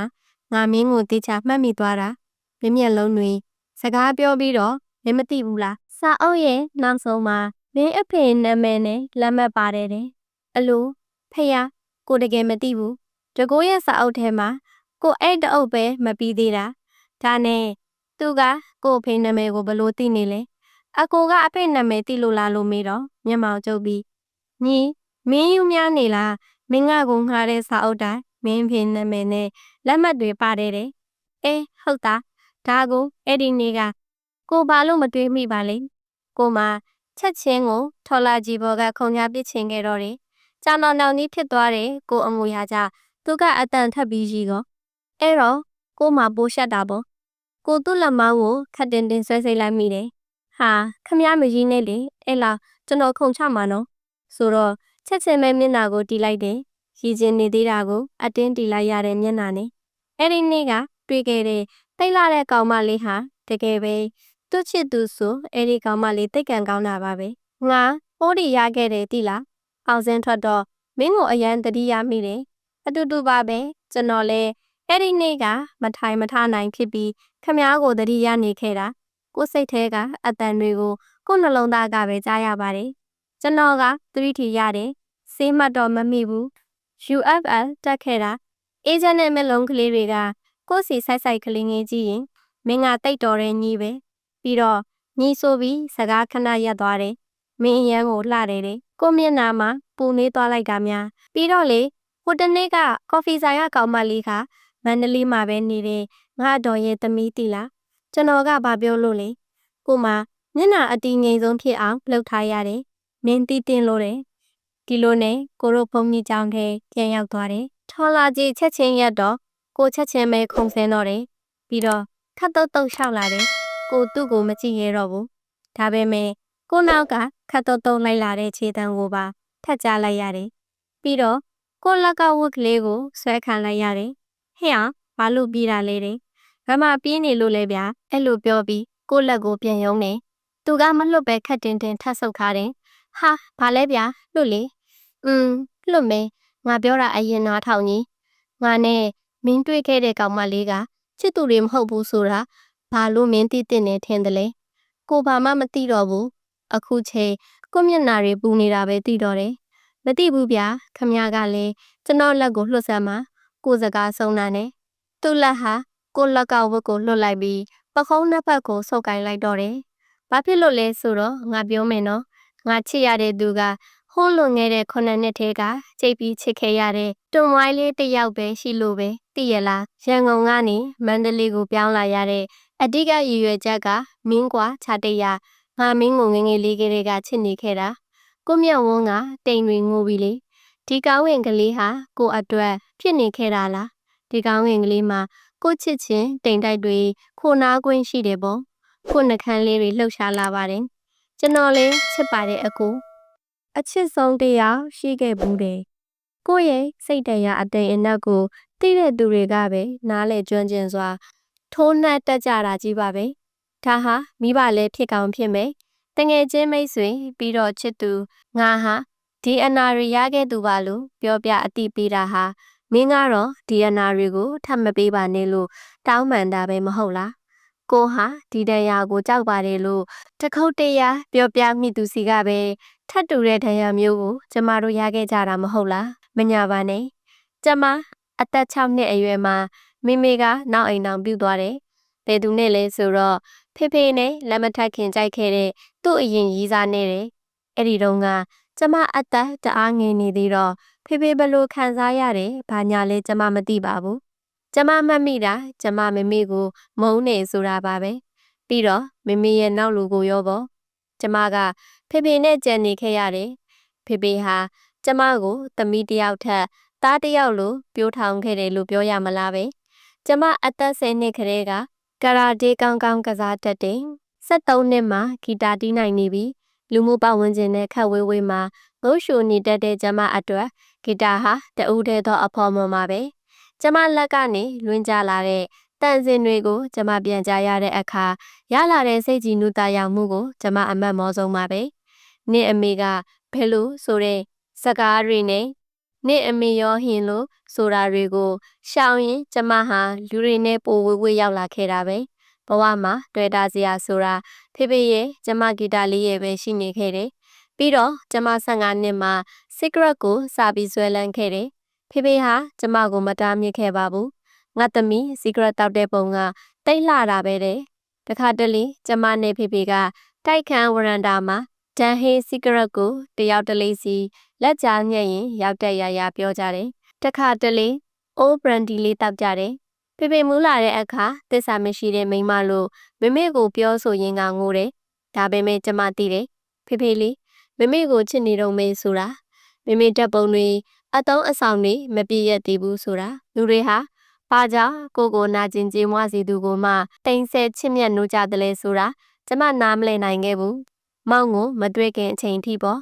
ဒီလိုနဲ့ပဲကျမဟာလူတွေနဲ့ဝေးဝေးရင်ခုန်တန်းနဲ့ဝေးဝေး secret မိကိုမွေးတွေကြား brandy ရဲ့ခါတက်ချိုးရှားမှုတွေကြားမှာအချစ်ဆိုတာကိုပြည့်ရည်ပြုနေခဲ့ပါတယ်ဖေဖေကကျမကိုပြောတယ်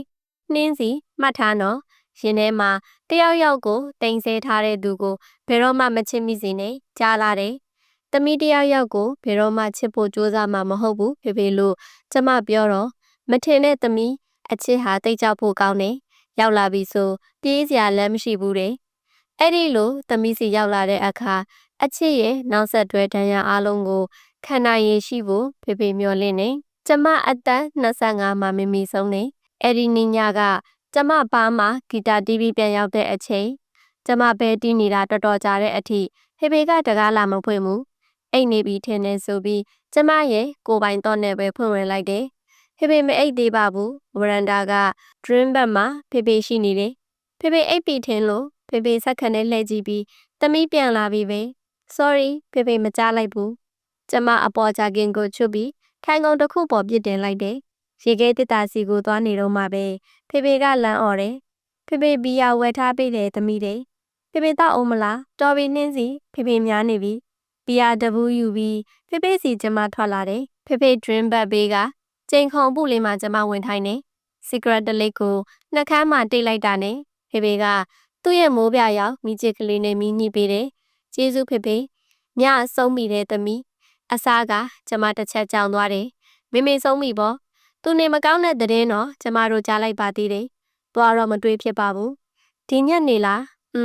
ည8 နာရီတုန်းကမေမေဆိုတဲ့လူတယောက်ဟာအချိန်အကြာကြီးလက်ဟာခဲ့ပြီးသားမို့လားမသိပါဘူးသူမရှိတော့ဘူးဆိုတဲ့အသည့်ဟာပုံမှန်စိတ်မကောင်းဖြစ်ုံထက်ပိုတဲ့ခံစားချက်မျိုးကျမဖြစ်မလာခဲ့တာအမှန်ပါပဲ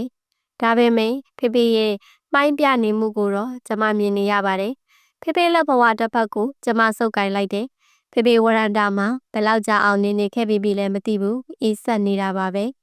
ညဝေကြီးမရှိတော့ပေမဲ့ညနင်းစီကြော်ရှိပါတယ်ဖေဖေကျမလက်တွေကိုနောက်လက်တစ်ဖက်နဲ့ခက်တင်တင်စုပ်ကိုင်ထားတယ်အဲ့ဒီညကဖေဖေဟာ secret တွေပဲအဆက်မပြတ်ရှိုက်ပွားနေခဲ့တယ်ကျမတို့ဘာစကားမှတိတ်မပြောဖြစ်ကြဘူးကျမအိပ်ယာဝင်တဲ့အထိဖေဖေဟာသူ့ brandy တစ်ခွက်နဲ့ secret မိကုံးငွေတွေနဲ့ Runner Dream ဘက်ပေါ်မှာရှိနေသေးပါပဲမနက်ခင်ကျမနိုးတော့မနက်6 နာရီအမတ်တမဲကျမ Runner စီကြည့်မိတော့ဖေဖေအိပ်ပျော်နေတယ်ရေချိုးကန်းစီသွားနေရင်ကရုတ်တရက်ရင်ကိုစူးကနေဖြစ်သွားတယ်ဖေဖေအိပ်နေတာပါဟုတ်ပါတယ်ဒါပေမဲ့ကျမအားကောင်နေ6ကတ်လာတယ်ဖေဖေအနာကိုအပြေးတစ်ပိုင်းရောက်သွားတယ်ဖေမနက်စာကျမထိတွေ့လိုက်တယ်ဖေလက်မမိုးတွေဟာအေးဆက်တောင့်တင်းလို့ဦးနေကျော်48နှစ်မြဝေရီဆိုတဲ့ကျမမေသေးပြီးနောက်မနက်မှာဦးနေကျော်ဆိုတဲ့ဖေဟာညနှင်းစီကျော်ဆိုတဲ့သူ့သမီးကိုတယောက်တည်းထားရစ်ခဲ့ပါပြီဖေဆုံးပြီးနောက်ကျမဟာလူတွေနဲ့ပိုဝေးလာသလိုပါပဲအရန်နဲ့စီးလိတ်တွေစီပိုရောက်သွားခဲ့တယ်အလောက်လောက်တဲ့ဘာမှာဂီတာတီးလို့ပြီးတာနဲ့အမောင်ကြဇပွဲတစ်ခုမှာမူးနေအောင်ကျမတောက်တယ်ပြီးတာနဲ့ကားငားပြီးအိမ်ပြန်နေအိမ်ရောက်ရင်ဖေ dream ဘက်မှာပြစ်လဲချရင်ငိုရင်ကျမအိပ်ပျော်သွားတော့တာပဲလောကကြီးမှာရှင်သန်မှုဘာအကြောင်းတရားမှရှိမနေတော့ဘူးဆိုတဲ့ကျမစီကိုလေမမဒီမှာအမ်ပလက်တစ်ဖြတ်နာတော့ဘားရဲ့အနောက်တစ်ချမ်းကိုဆေးလေးတောက်ဖို့ကျမထွက်လာတာ secret တလိပ်ကိုနှခမ်းမှာတက်ပြီးဘောင်းမီအိတ်ထဲမိချစ်ဆန်းတော့ပါမလားဘူးအဲ့ဒီမှာပဲအတန်ကိုကျမကြားလိုက်ရတာပါအင်ကြီးအဖြူနဲ့ဘောင်းမီအနက်ဆိုတော့ကျမတို့ဆိုင်ကဝန်ထမ်းမဲလားဒါပေမဲ့ကျမမသိသလိုပဲကျွန်တော်မီးညှိပေးပါရစေကောင်လေးကပြောဆိုကျမဘေးနာရောက်လာပြီးကျမဆေးလိပ်ကိုမီးညှိလိုက်တော့တာကျမအိမ်မက်တစ်ခုမှနေရတယ်လို့ဖြစ်နေတာကျမဘဝမှာကျမ secret ကိုဖေပဲမီးညှိပေးခဲ့ဘူးတာလေပြီးတော့အမျိုးသားတယောက်စီကနေရင်းနီအဲ့ဒီလိုပဲပြောရမယ်ထင်တယ်ရင်းနီဆက်ဆံပြောဆိုတာမျိုးလေကျမအတွက်ကရှိမှမရှိခဲ့ဘူးပဲမရှိဆိုကျမကပဲလူတွေကိုရှောင်ကွင်းနေထိုင်နေတဲ့ဒေါ်ပန်းတပွင့်လိုဖြစ်နေခဲ့တာကိုကျမသူ့ကိုမျက်မှောင်ကျုပ်ပြီးကြည့်နေတော့သူကပြုံးပြတယ်ကြည့်လို့ကောင်းလိုက်တာကျွန်တော်ကမနေ့ကမှရောက်တဲ့ဘာတန်တာတယောက်ပါအော်ကျမဘလောက်တောင်လွတ်နေခဲ့တယ်လဲဆိုဘာတန်တာအစ်စ်ချိန်လိုက်တာတော့ကျမသတိမထားမိပါဘူးနောက်မှအေးစေးစကားပြောတော့မယ်သွားလိုက်အောင်မယ်မသူဆိုင်နဲ့ပြန်ဝင်သွားပါတယ်လူတယောက်ကိုမြင်ကွင်းထဲကနေပျောက်သွားတဲ့အထိဘဝတစ်လျှောက်လုံးရေးကြည့်ဘူးတာဒါပထမဆုံးဖြစ်နေမလားလူတယောက်ကိုထက်ခါကြည့်မြင်ခြင်းနဲ့စိတ်ကရောအချစ်လို့ခေါ်ရမှာလားဖေ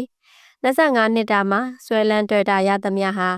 ဖေရဲ့ဂီတာရဲ့ဂျန်ဟီ secret ရဲ့ brandy ရဲ့ပြီးတော့မောင်ပါပဲ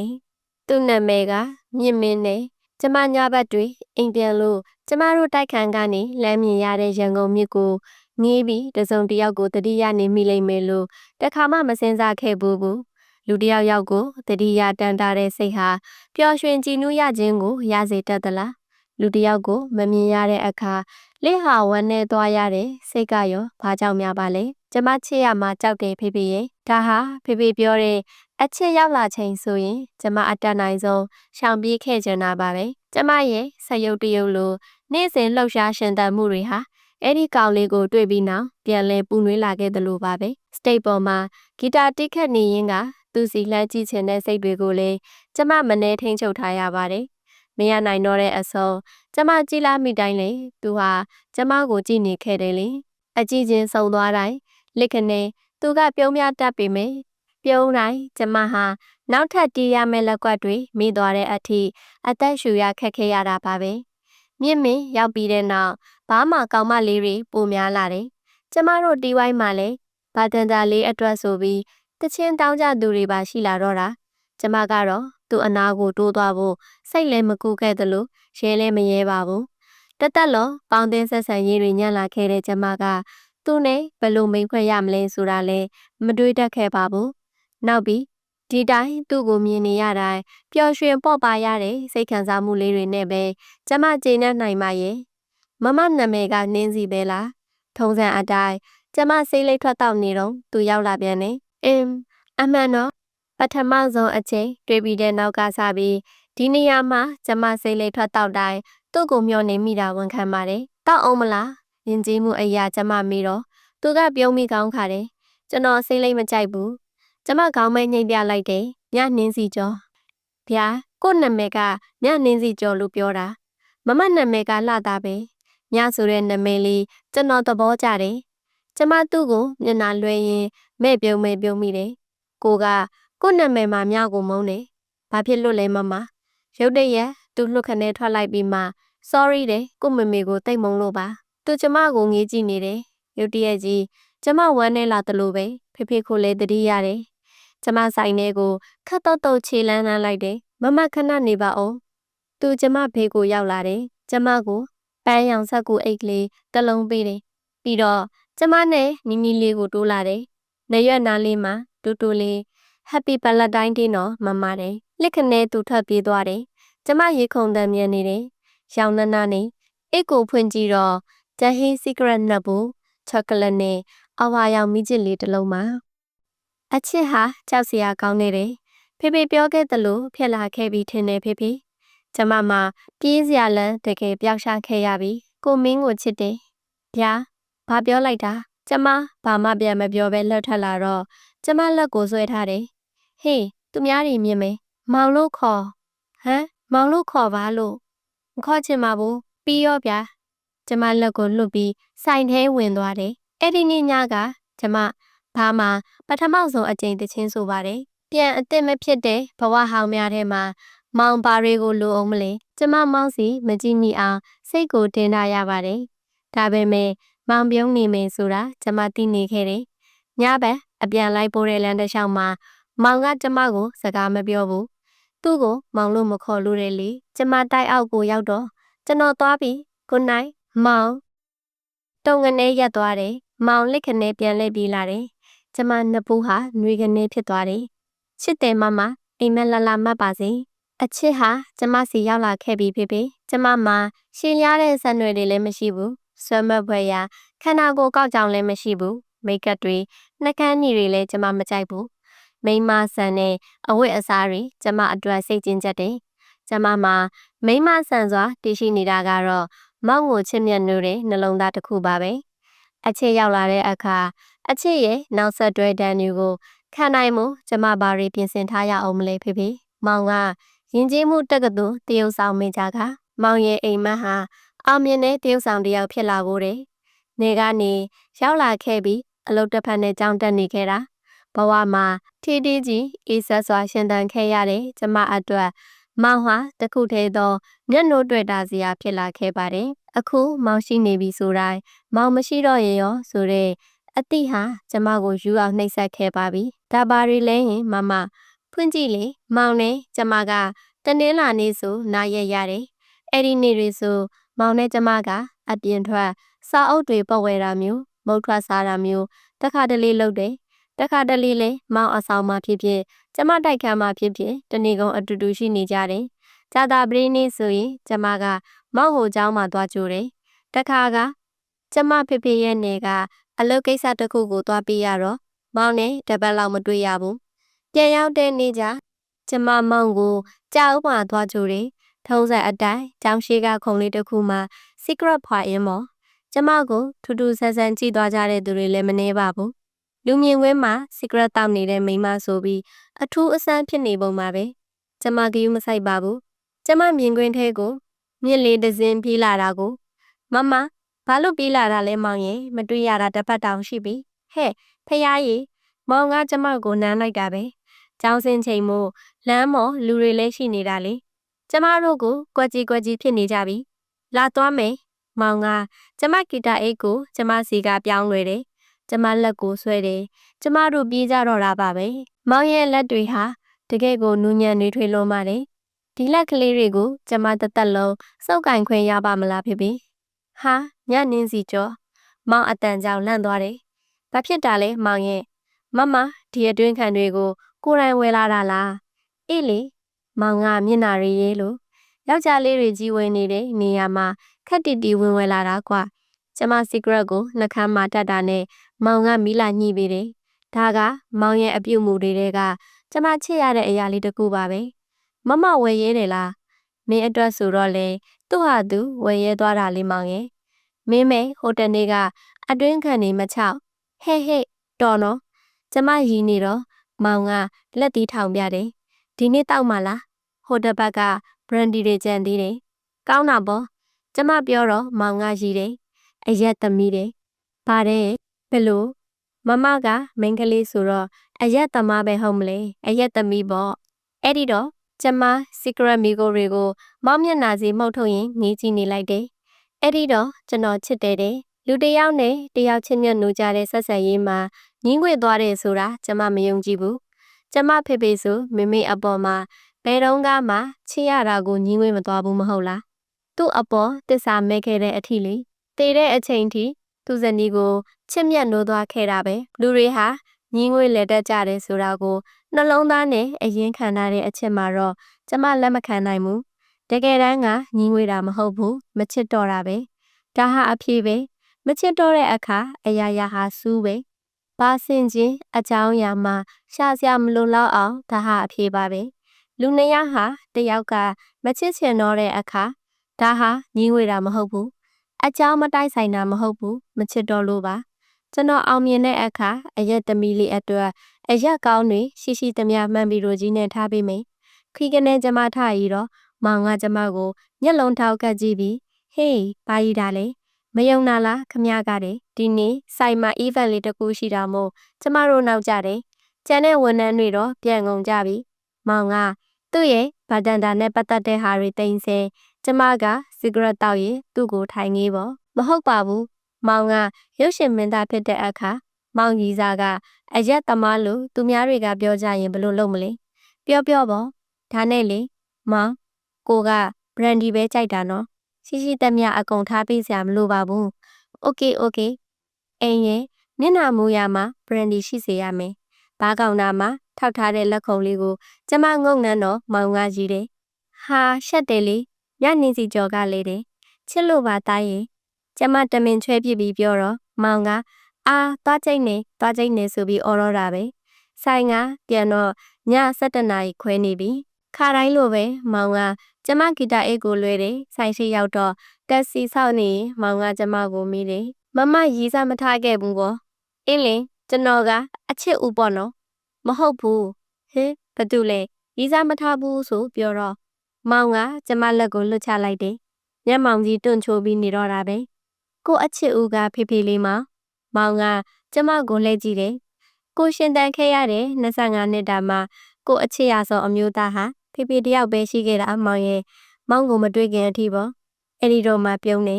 မောင်ကတိတ်တရားတာပဲသူကြရီးစားထားခဲ့ဘူးပြီးကျမကြတော့သူကပထမဆုံးဖြစ်စေချင်တာမောင်ဗျာကိုကြမောင်ရဲ့ပထမဆုံးမဟုတ်ဘူးနော်မောင်ကျမလက်တွေကိုပြန်လာဆုပ်ကိုင်နေမမကကျွန်တော်ရဲ့အချစ်မဆုံးပါဘလို့ကြီးလေ ဘယ်တော့မှချစ်လို့ဆုံးနိုင်မှာမဟုတ်တဲ့သူလို့ပြောတာပါကျမပြောရတယ်ပြီးတော့အဲ့ဒီအပြော်တွေပြတ်သုံးသွားမလားလို့လဲတွေးမိရတိုင်းတွေးပြတ်ရတယ်မောင်ကကျမပါပင်သားကိုငုံကိုင်းလာတယ်ကျမလက်နဲ့မောင်နှပူးကိုထက်ခနဲ့တွန်းထားလိုက်ရတယ်ဟိုမှာကားလာနေပြီမောင်တောက်ချနေ냐ဆိုဘာမှလူတွေပိုများပါတယ်ထုံးစံအတိုင်းကောင်မလေးတွေကလည်းဘာတန်တာလေးနားမှာတယုံယုံနေမောင်ကကျမရှိရစီမကြာခဏလှမ်းကြည့်ပြီးကျမမျက်နှာအရိပ်ကဲကိုဖမ်းရသေးတာကျမသူ့ကိုပြန်မကြည့်မိတဲ့အခါဆိုညပြန်ရင်ကျမကိုပွားစီလုပ်တော့တာပဲခမ ्या ကတိတ်အသေးမာတာပဲကျွန်ုပ်ကိုကြည့်တော့မကြည့်ဘူးနော်တဲ့ဟုတ်တယ်လေမင်းကိုကြည့်မိရင်ငါအလုပ်ကောင်းကောင်းလုပ်လို့မရဘူးဘာဆိုင်လို့လဲရင်ခုန်လို့ဟမ်မင်းကိုကြည့်မိရင်နင့်နာပြန်လွှဲလိုက်ဖို့မနေစူးစားရတယ်ကွာပြီးရင်ရင်တအားခုန်လို့ငါအကုန်မားကုန်ရောလေအဲ့လိုကြဘာတန်တာလေးကပြုံးဖိနေတော့တာပဲကျွန်ုပ်ကိုအဲ့လောက်တောင်ချစ်လာတယ်ဒီညလဲကျမသူ့ကိုမကြည့်မိအောင်နေလိုက်တယ်စတိတ်ဘော်ကိုကောင်းမလေးတယောက်တက်လာတယ်တချင်းဆိုမဲ့တယ်တီးပေးဖို့လာပြောတာ M2N ရဲ့ပါတီဘွိုင်းဒီတချင်းက diary ပါရဲ့ဘာတန်တာလေးအတွက်ပါတယ်ပြီးသွားတယ်တချင်းပြီးသွားတယ်ကောင်မလေးကမောက်စီပန်းလေးတစ်ပွင့်အောင်သွားပေးသေးတယ်ကျမစင်မော်ကအပြေးဆင်းသွားတယ်ကျမဆေးလေးထွက်တောက်နေကြနေရလေးစီကျမထိုင်ချပြီးငိုမိတော့တယ်တိတ်မကြပါဘူးမောင်ရောက်လာတယ်မမဒါကဘာမှမပြောနဲ့မောင်ကိုနားလေတယ်ဒါဟာမောင်နဲ့မဆိုင်ဘူးဆိုတာကိုနားလေပါတယ်ဒီအတိုင်းငိုခြင်းလို့ပါအခုကိုတယောက်ထဲနေခွင့်ပေးပါနော်အပြန်ကြားမှာကိုတို့ပြောကြရအောင်မောင်ထွက်သွားပါတယ်မမငိုရင်ကျွန်တော်ယူချင်နေတယ်တူတူလေးပြောတယ်ဘာတန်တာလေးကငါ့ကိုညင်းနေဟာသူ့မှာပိုင်ရှင်ရှိတယ်တဲ့တွိုက်လိုက်ထဲကထွက်လာတဲ့စကားတန်ကျမစိတ်ကလေးပြန်လင်းလာတယ်မောင်ချစ်လာစားတော့မောင်နဲ့ကျမနဲ့ချစ်သူတက်တန်း3နှစ်ရှိခဲ့ပြီမိုးရသည်3ခုမိုးရေထဲထိမပါပဲမောင်ရဲ့ဖလန်နဲ့အင်ဂျီအကွက်ကိုနှစ်ယောက်ခြုံရင်ပြေးဘူးတယ်။နှွေရသည်3ခုနှွေလေနေခင်တကူမှာမိတွေပြက်လို့မောင်အိပ်ပျော်နေတာကိုဘေးကရက်ခတ်ခဲ့ဘူးတယ်။ဆောင်းရသည်3ခုမနက်အစောထပြေးကြတော့ကျမမောနေလို့စီဂရက်တွေလျှော့ဖို့မောင်အပြင်းအထန်စုပူခဲ့ဘူးတယ်။3နှစ်ရှိခဲ့ပါပြီပေါ့။ကျမရဲ့မိုးပြရောင်မိချစ်ကလေးကိုမောင်ကကျမစီကနေတောင်းပြီးအမြဲသူနဲ့အတူဆောင်းထားတတ်ပါတယ်။ဆေးလိတ်လည်းမတောက်တတ်ပဲမိချစ်ကြီးဆောင်းတာတော့မင်းကိုလူတွေရီမာပေါ့တယ်။ကျမပြောတော့ဒါပေမဲ့ဒါကမမရဲ့ကိုပွားလေးလိုပဲလေ။မိချစ်ဆိုတာမမနဲ့ခွဲမရတဲ့အရာလေးမဟုတ်လား။ပြီးတော့ဒီမိချစ်လေးကမမအရင်မျက်နှိုးတယ်မမအဖေရဲ့လက်ဆောင်လေးလေ။ဒါကြောင့်ပို့ပြီးကျွန်တော်မျက်နှိုးပါတယ်။တကယ်တော့ကျမစီမှာမောင်ဝယ်ပေးထားတဲ့မိချစ်လေးတွေအများကြီးပါပဲ။ထူးထူးဆန်းဆန်းဒီဇိုင်းလေးတွေတွေ့တာနဲ့မောင်ကကျမအတွက်ဝယ်တော့တာပဲ။ဒါပေမဲ့ပထမဆုံးမောင်ပေးထားတဲ့အဝါရောင်မိချစ်ကလေးကိုပဲကျမသုံးနေတော့မှမောင်ကြောင်းပြီးခဲ့ပါပြီ။ဒါရီဘာမှပဲဘာတန်တာလုပ်ရင်သူ့ရဲ့တရုပ်ဆောင်ဖြစ်လာဖို့အိမ်မက်တွေနောက်စူးစမ်းလိုက်ရင်ကျမကိုလည်းချစ်မြတ်နိုးရင်ရှိနေသေးပါပဲ။အော်ဒီရှင်ဝင်လိုက်တရုပ်ဆောင်အစ်တွေလျှောက်လိုက်ကျမကလည်းမောင်တော်အဖော်လိုက်ရင်မောင်နဲ့အတူငိုလိုက်အားပေးလိုက်နေပါပဲ။မမမောင်ကကျမပေါင်ပေါ်မှာခေါင်းအောင်လဲနေရကနေခတ်တူတူခေါ်တယ်။ကျမကလေထံကုန်းစာအုပ်ကိုဖတ်နေရင်ကအရှိန်တက်နေတာဟမ်လို့ကျမကသူ့ကိုမကြည့်ပဲထူလိုက်တော့မမလို့ပြောလို့အာခဏပေးအဲ့ဒီစာအုပ်ရုတ်တရက်မောင်ကကျမလက်ထဲကစာအုပ်ကိုဆွဲယူပြီးစာအုပ်ပေါ်တင်လိုက်တယ်။ဘာလဲမောင်ရဲ့မောင်ကကျမမျက်ခုံးကိုထုံးစံအတိုင်းသူ့လက်ချောင်းလေးတွေနဲ့လာထိတယ်။ကျမမျက်ခုံးတွေကတိတ်လှတယ်လို့မောင်ကပြောတာပဲ။ဖေဖေလည်းပြောဘူးတယ်။ဒါပေမဲ့မောင်ကပြောတော့ကျမပို့ပြီးကြည်နူးရတာအမှန်ပဲ။မမရောအဲ့ဒီလိုချစ်နိုင်လားယင်မမရဲ့အဖေလိုလေမမရဲ့အဖေလိုမျိုးမောင်ကိုချစ်နိုင်တာလားလို့မေးတာရုတ်တရက်ဆိုတော့ကျမကြောင်သွားတာဖေဖေဟာမမေအပေါ်ဘလောက်ချစ်မြတ်နိုးခဲ့တယ်ဆိုတာကိုကျမခဏခဏပြောဘူးတာကိုမောင်ကအလေးအနက်မှတ်ထားတယ်ထဲမှာရဲ့မောင်ကမမေလိုကိုတစ္ဆာဖောက်သွားမှာမို့လို့လားမမကလည်းကိုကစတာပါမောင်ရဲ့မောင်ပါဘော်ကမှဲ့နက်ကလေးကိုကျမထီတော့မောင်ကကျမလက်ကိုဖမ်းထားပြီးဖွားဖွားလေးနန်းနေမောင်နားထောင်တော့ကိုကမောင်ကိုမတွေ့ရခင်အချိန်အထိအသက်ရှင်ဖို့ကိုစိတ်မပါတော့တဲ့သူပါမောင်သိတယ်မဟုတ် မောင်က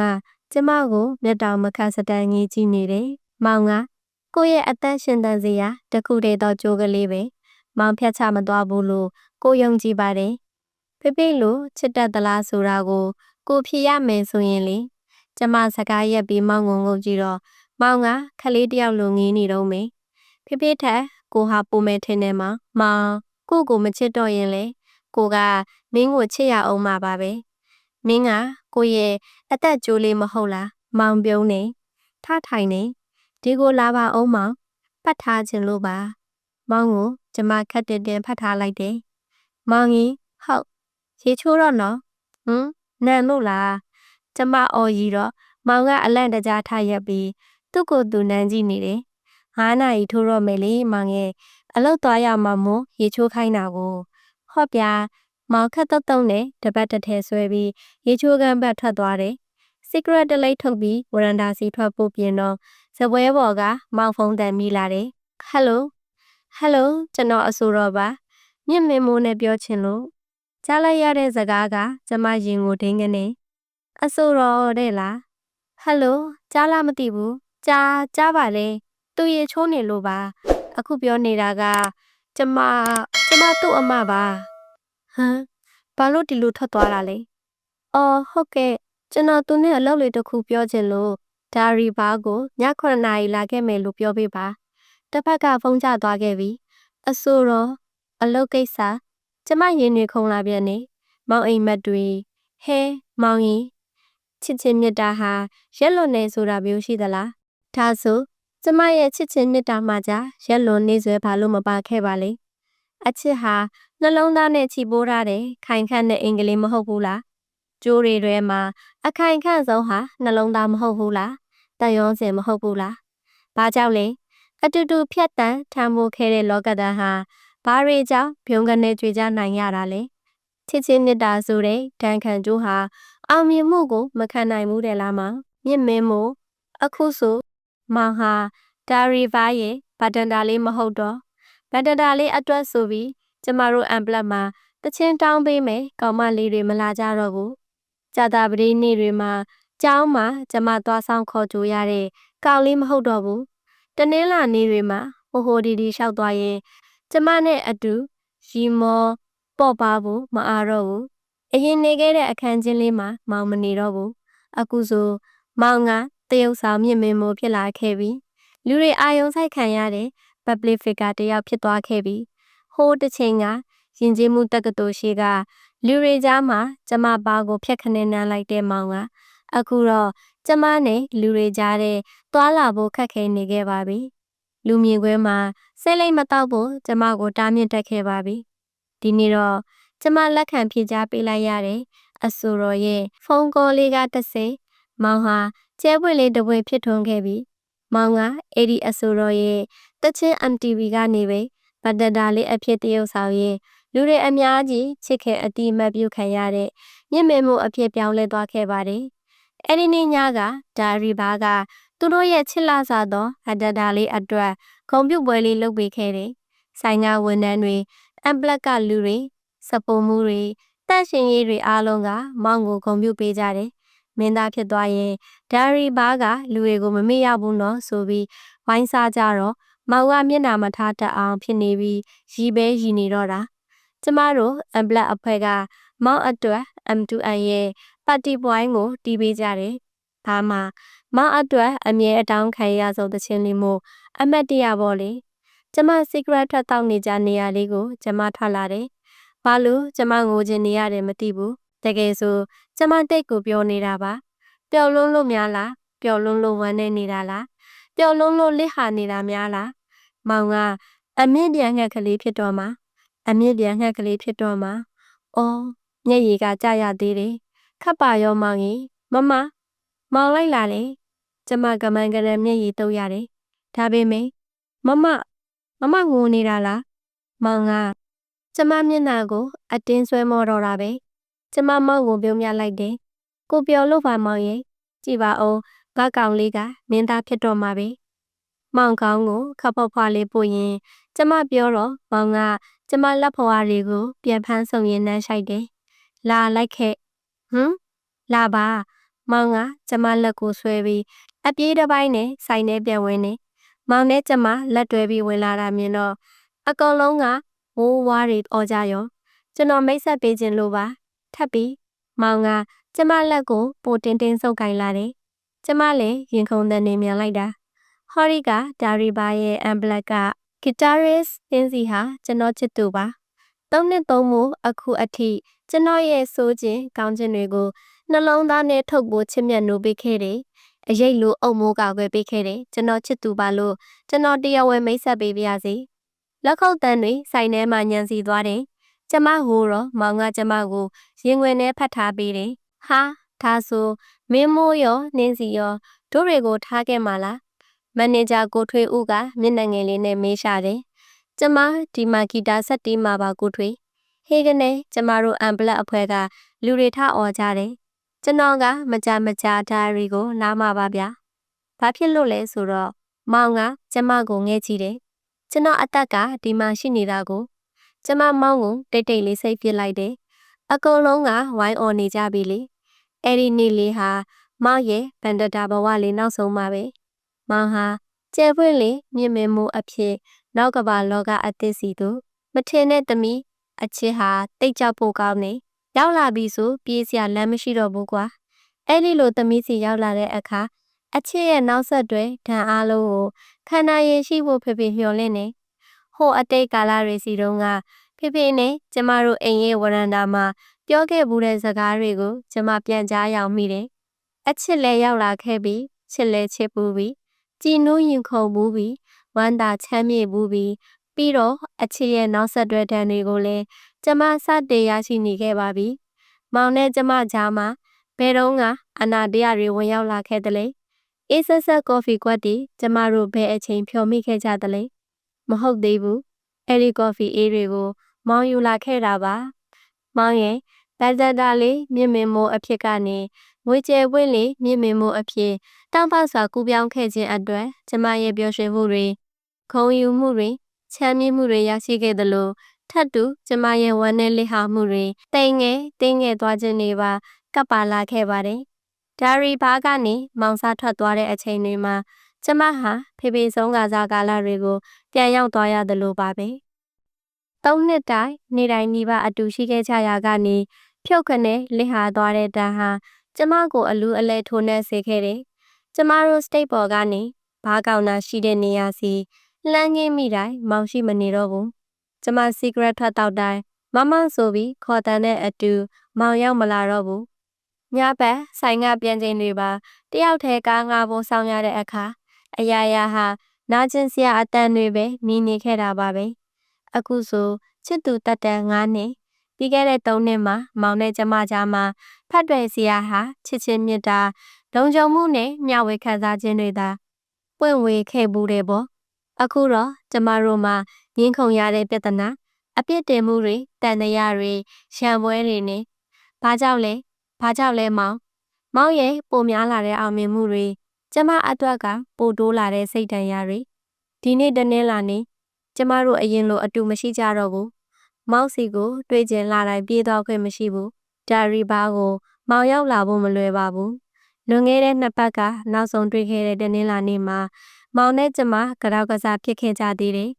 အမှန်တော့ဒီနှစ်ပိုင်းတွေတည်းကျမတို့ကြားမှာခလုတ်တဲ့ကလေးတွေကစားစားများနေခဲ့တာပါပဲကျမအတွက်ဆိုပြီးမိတ်ကပ်တွေသခန်းညီတွေကစလို့အလားအပါနဲ့ပတ်သက်တာတွေယူလာခဲ့တာကစလို့ပါမမအတွက်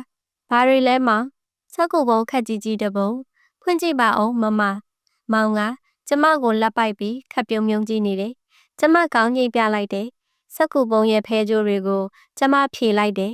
အဖုံးကိုဖွင့်နေဘာတွေလဲဆိုတော့မောင်ကိုကျမစက်ခနဲ့မောကြည့်လိုက်တယ်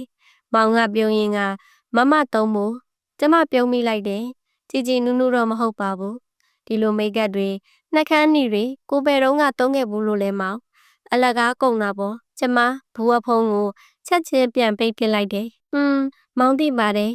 အရင်ကမသုံးမိမဲ့အခုမမကိုသုံးစင်ချင်လို့ပါမောင်ကကျမဘေးနားမှာလာကတ်ထိုင်ရင်းကပြောတယ်ကိုမကြိုက်တာပြီးတော့ဘာဖြစ်လို့လဲနှစ်တွေအကြာကြီးကြာမှကိုအလှပြေးစေချင်တာဘာလို့လဲမောင် မောင်ကကျမကိုစိတ်မရှိသလိုစိုက်ကြည့်နေတယ်။မမကိုလှစေချင်လို့ပါ။ကိုမမလှချင်မေ။ဒါပေမဲ့လှဖို့လိုတယ်မမကျွန်တော်အတွက်လေ။မောင်စကားကတပိုင်းတစရပ်တန့်သွားတယ်။မောင်ကိုပြုံးမိတာကြည့်နေခဲ့တာရင်ထဲကတော့တဆစ်စစ်နေ။မမကျွန်တော်ပြောတာကမောင်ရှက်လို့လား။ဘာမြင့်မင်းမိုးရဲ့ချစ်သူကမလှတဲ့အတွက်လှလှပပမနေတိုင်တတ်တဲ့အတွက်မောင်ရှက်သလား။မမတော်တော့နော်။မောင်ကဆိုဖာကနေထရက်တယ်။မမကျွန်တော်တို့နားလည်မှုလွဲနေတာပဲ။ကျွန်တော်ကိုမကောင်းမြင်တာများနေတယ်။မဟုတ်တာမောင်ရဲ့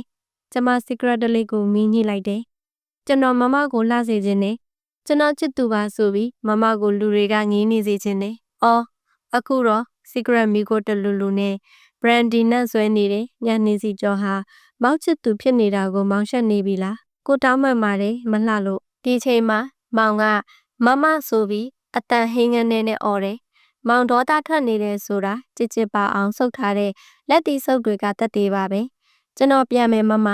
အခုတလောမမစိတ်အစင်မပြေဘူးထင်ပါတယ်ကျွန်တော်တို့ခဏစိတ်အစင်ပြေအောင်လောလောဆယ်မတွေ့ကြရုံမောခတ်သက်သွက်လန်းသွားတဲ့ခြေတံဝေးသွားတဲ့ခြေတံတကားပိတ်တံကျမဒရင်ဘတ်ပေါ်လဲနေရကနေထရက်ပစ်လိုက်တယ်ကျမမျက်ဝန်းဟာမျက်ရည်တွေနဲ့မှုံသွားလို့ဘေးမှာဖိဖိလည်းမရှိမောင်လည်းမရှိရေခဲတက်တာစီသွားတယ်ဖွင့်ကြည့်တော့ဘာအရာမှရှိမနေတော့ဘူးဒီရက်တွေဇက်တိုက်ကျမတောက်နေဖြစ်တာကိုလန်ထိတ်က24နာရီစတိုးဆိုင်မှာဘီယာဖြစ်ဖြစ်တောက်ဝဲမှာဖြစ်မယ်အခုကည8နာရီခွဲပဲရှိသေးတာပဲတိုက်အောက်ရောက်တော့မိုးကခတ်ဖို့ပွဲရွာလာတယ်ထီးပြန်တက်ယူဖို့စိတ်မပါတာနဲ့ဒီအတိုင်းခတ်လာခဲလိုက်တယ်နန်းတော်ဝက်မရောက်ခင်မှာကားတစ်စီးဟွန်းတီလို့ကျမဘေးကိုပိုကပ်ပေးလိုက်တယ်မမဟမ်မောင်ကျမလှည့်ကြည့်တော့ဟုတ်ပါတယ်မောင်မကားထဲကနေကျမကိုခေါင်းပြူပြီးခေါ်နေတာနှစ်ပတ်ကျော်လွမ်းရလွန်းလို့မောင်ကိုတွေ့လိုက်ရတော့ကြည်နူးရတဲ့စိတ်ဟာကားနဲ့အတူမောင်ကိုမြင်လိုက်ရတဲ့အခါပြုံးငန်းနဲ့လွင့်ကြွေသွားပါတယ်မမတက်လေကိုမင်းကားကိုမစီးကျင်ဘူးမောင်ဟာမမကလည်းမင်းစကားပြောချင်ရင်မင်းကားကိုထားပြီးလိုက်ခဲ့မဟုတ်ရင်ပြန်တော့မမဘာလို့အခုလိုမျိုးတွေကျွန်တော်အပေါ်အပြစ်မြင်နေရတာလဲမောင်ကကားကိုလမ်းဘေးမှာထိုးရက်ပြီးမမနောက်ကလိုက်လာတယ်မောင်စကားကြကျမခြေလမ်းတွေရက်သွားတယ်မောင်ကိုကျမလှည့်ကြည့်လိုက်တယ်ကိုဘာတွေအပြစ်မြင်နေလို့လဲမောင်မောင်လှုပ်ချင်တာလှုပ်သမျှတွေကိုဘာတွေများတားမြစ်ခဲ့ဘူးတလဲမောင်ကမျက်ခုံးနှစ်ခုချားကိုလက်မနဲ့လက်ညှိုးဖိထောင်ရင်ခေါင်းကိုရမ်းနေသူစိတ်ရှုပ်လာတဲ့အခါလုံနေကြပုံစံအတိုင်းမောမဟုတ်သေးဘူးမမကျွန်တော်အပေါ်မကြည့်လင်းဘူးမမကျွန်တော်ကိုမကောင်းတဲ့ဘက်ကကြည့်နေတာကျွန်တော်ခံစားရတယ်ဘာတွေပြောနေတာလဲမောင်ရင်အခုတည်းကကိုမင်းအပေါ်မှာအပြစ်တင်တဲ့စိတ်တစ်ခုမှရှိမနေဘူးနော်ဒီနှစ်တွေထဲကိုဘာတွေများစောဒကတက်ခဲ့လေဘာတွေတောင်းဆိုဘူးလေပြောစမ်းပါကိုစကားကိုရောမင်းနားထောင်သေးလို့လားမောင်ကကျမကိုခတ်ထွေထွေငေးကြည့်နေတာပဲအခုကားကလည်းရတယ်မောင်ရှင်းပြစရာမလိုဘူးကိုထက်မင်းစိတ်အဆင်ပြေဖို့ပဲလိုတယ်မင်းအိတ်ကုမ္ပဏီနဲ့ဆက်လုပ်လို့ပြည်တယ်ဆိုလုပ်ပေါ့လုပ်နေသမျှတော့ကိုနဲ့ခိုးကြောင်ကိုဝတ်တွေ့ရဖို့တောင်ခက်ခဲနေရအောင်မှာပဲပေါ့ကျမလက်ထွက်ဖို့ခြေလမ်းတွေပြင်းနေတော့မှပဲမမပြောင်းလဲသွားတယ်ကျမမကြားလိုက်တာလားနားကြပဲမှားတာလားဘာမမပြောင်းလဲသွားတယ်လို့ပြောတာဟာကျမရီးမိတယ်သဘောတကျနာနာကျင်ကျင်မှာပဲမောင်တိလားလူတွေကလေကိုပြောင်းလဲသွားတဲ့အခါကိုမသိလိုက်ပဲတစ်ဖက်လူပြောင်းလဲသွားတယ်လို့ထင်နေတတ်ကြတယ်ကဲပြောစမ်းမောင်ကိုပါရီပြောင်းလဲသွားလေမသိဘူးမမဟာကျွန်တော်သိလာခဲ့ရတဲ့မမမဟုတ်တော့သလိုပဲကျွန်တော်ခံစားနေရတယ်နောက်ထပ်တစ်ယောက်လိုကျွန်တော်ခံစားနေရတယ်ကိုကဒီအတိုင်းဒီနေရာမှာပဲမှာကိုဟာမိဘမဲ့တယောက် secret ကြိုက်တဲ့အရက်ကြိုက်တဲ့မိန်းမဘာမှဂီတာတီးတဲ့မိန်းမပြီးတော့မောင်ကိုချစ်တဲ့မိန်းမဒီနေရာတွေကနေကိုကဘယ်လိုမှထွက်ခွာမရသေးဘူးမှာဘယ်သူကပြောင်းလဲသွားတာလဲဟိပြောစမ်းပါကျမမောင်အနာကိုရှောက်သွားလိုက်တယ်မောင်မျက်နှာကိုကျမနာနာကျင်ကျင်ပဲငေးကြည့်မိတယ်မောင်ကကျမကိုမျက်နှာနှွှဲထားစေပဲနောက်ထပ်တစ်ယောက်ဖြစ်သွားတာဘယ်သူလဲမောင်တခိုးမှပြန်မပြောပါမောင်မျက်နှာမှာစိတ်တွေမှိုင်းပြနေတဲ့အရိပ်တွေဟာဖုံးဖိမရအောင်ပြေးလွှားနေလို့ပါပဲ ကျွန်တော်ဒီဘဝကိုစွန့်ပစ်ပြီးရင်မမပြောမှလားမောင်အတန်ဟာတိုးတိုးလေးဒါပေမဲ့အကျယ်ကြီးပါနာကျင်ရတယ်မောင်ကျမကိုနားလည်နိုင်စွမ်းတစ်စက်ကလေးတောင်မရှိတော့ပါလားမင်းအတွေ့တွေတအားကိုချော်ထွက်နေပြီးမြင်မင်းမို့မင်းအောင်မြင်မှုကိုဘယ်သူကခုံယူဆုံးလဲမင်းမသိတော့ဘူးလားငါပြောနေတာမင်းကိုဒီအလုပ်ကိုစွန့်လွတ်ဖို့မဟုတ်ဘူးမင်းကျမစကားတွေဟာရှိုက်တန်တဲ့အတူတိတ်ဝင်သွားတယ်အခုတော့မမငိုရင်ကျွန်တော်ယူချင်နေဆိုတဲ့အမျိုးသားလေးဗမာပါလေကျွန်တော်တို့ခဏ break ယူရတော့မယ်ထင်တယ်မမကျမမြင်ကွင်းထဲကမောင်ပုံရိပ်ဟာဝေဝါးလာတယ်မျက်ရည်တွေကြောင့်ထင်ပါရဲ့ဒါဟာတတိယအကြိမ်ပါ break ယူကြရအောင်လို့မောင်စီကထွက်ကြလာတာ၃ကြိမ်မြောက်ပါကျမတို့ကြားမှာတန်ရောစင်ထက်စူးတွေပဲပုံများလာခဲ့ပြီလားအဲ့ရထင်နေတဲ့ဖန်ကွက်ဟာအချိန်မရွေးကြကွဲသွားနိုင်နေဆိုတာကျမမိနေခဲ့တာလားမလို့ဘူးကိုတို့ဒီနေရာမှာပဲအပီးရက်လိုက်ကြတာပေါ့မောင်လွှဲထားတယ်မောင်မျက်နှာဟာစက်ခနဲ့မော့လာပြီးကျမကိုကြည့်တယ်မောင်မျက်နှာဟာအံ့ဩနေတာလားခံပြင်းနေတာလားကျမမသိပါဟိုးရင်ခါတွေလိုမောင်စိတ်ကလေးကြည်သာသွားတဲ့အခါကိုစီပြန်လာမယ်မဟုတ်လားလို့ကျမမပြောတော့တဲ့အတွက်မောင်ပေါ့ပါသွားမယ်လို့ကျမမထင်ရက်သေးပါဘူးမမပါပြောလိုက်တာဆိုတာမမသိရဲ့လား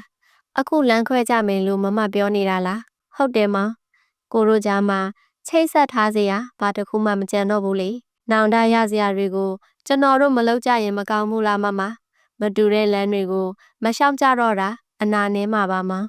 ကိုပေမန်းမီ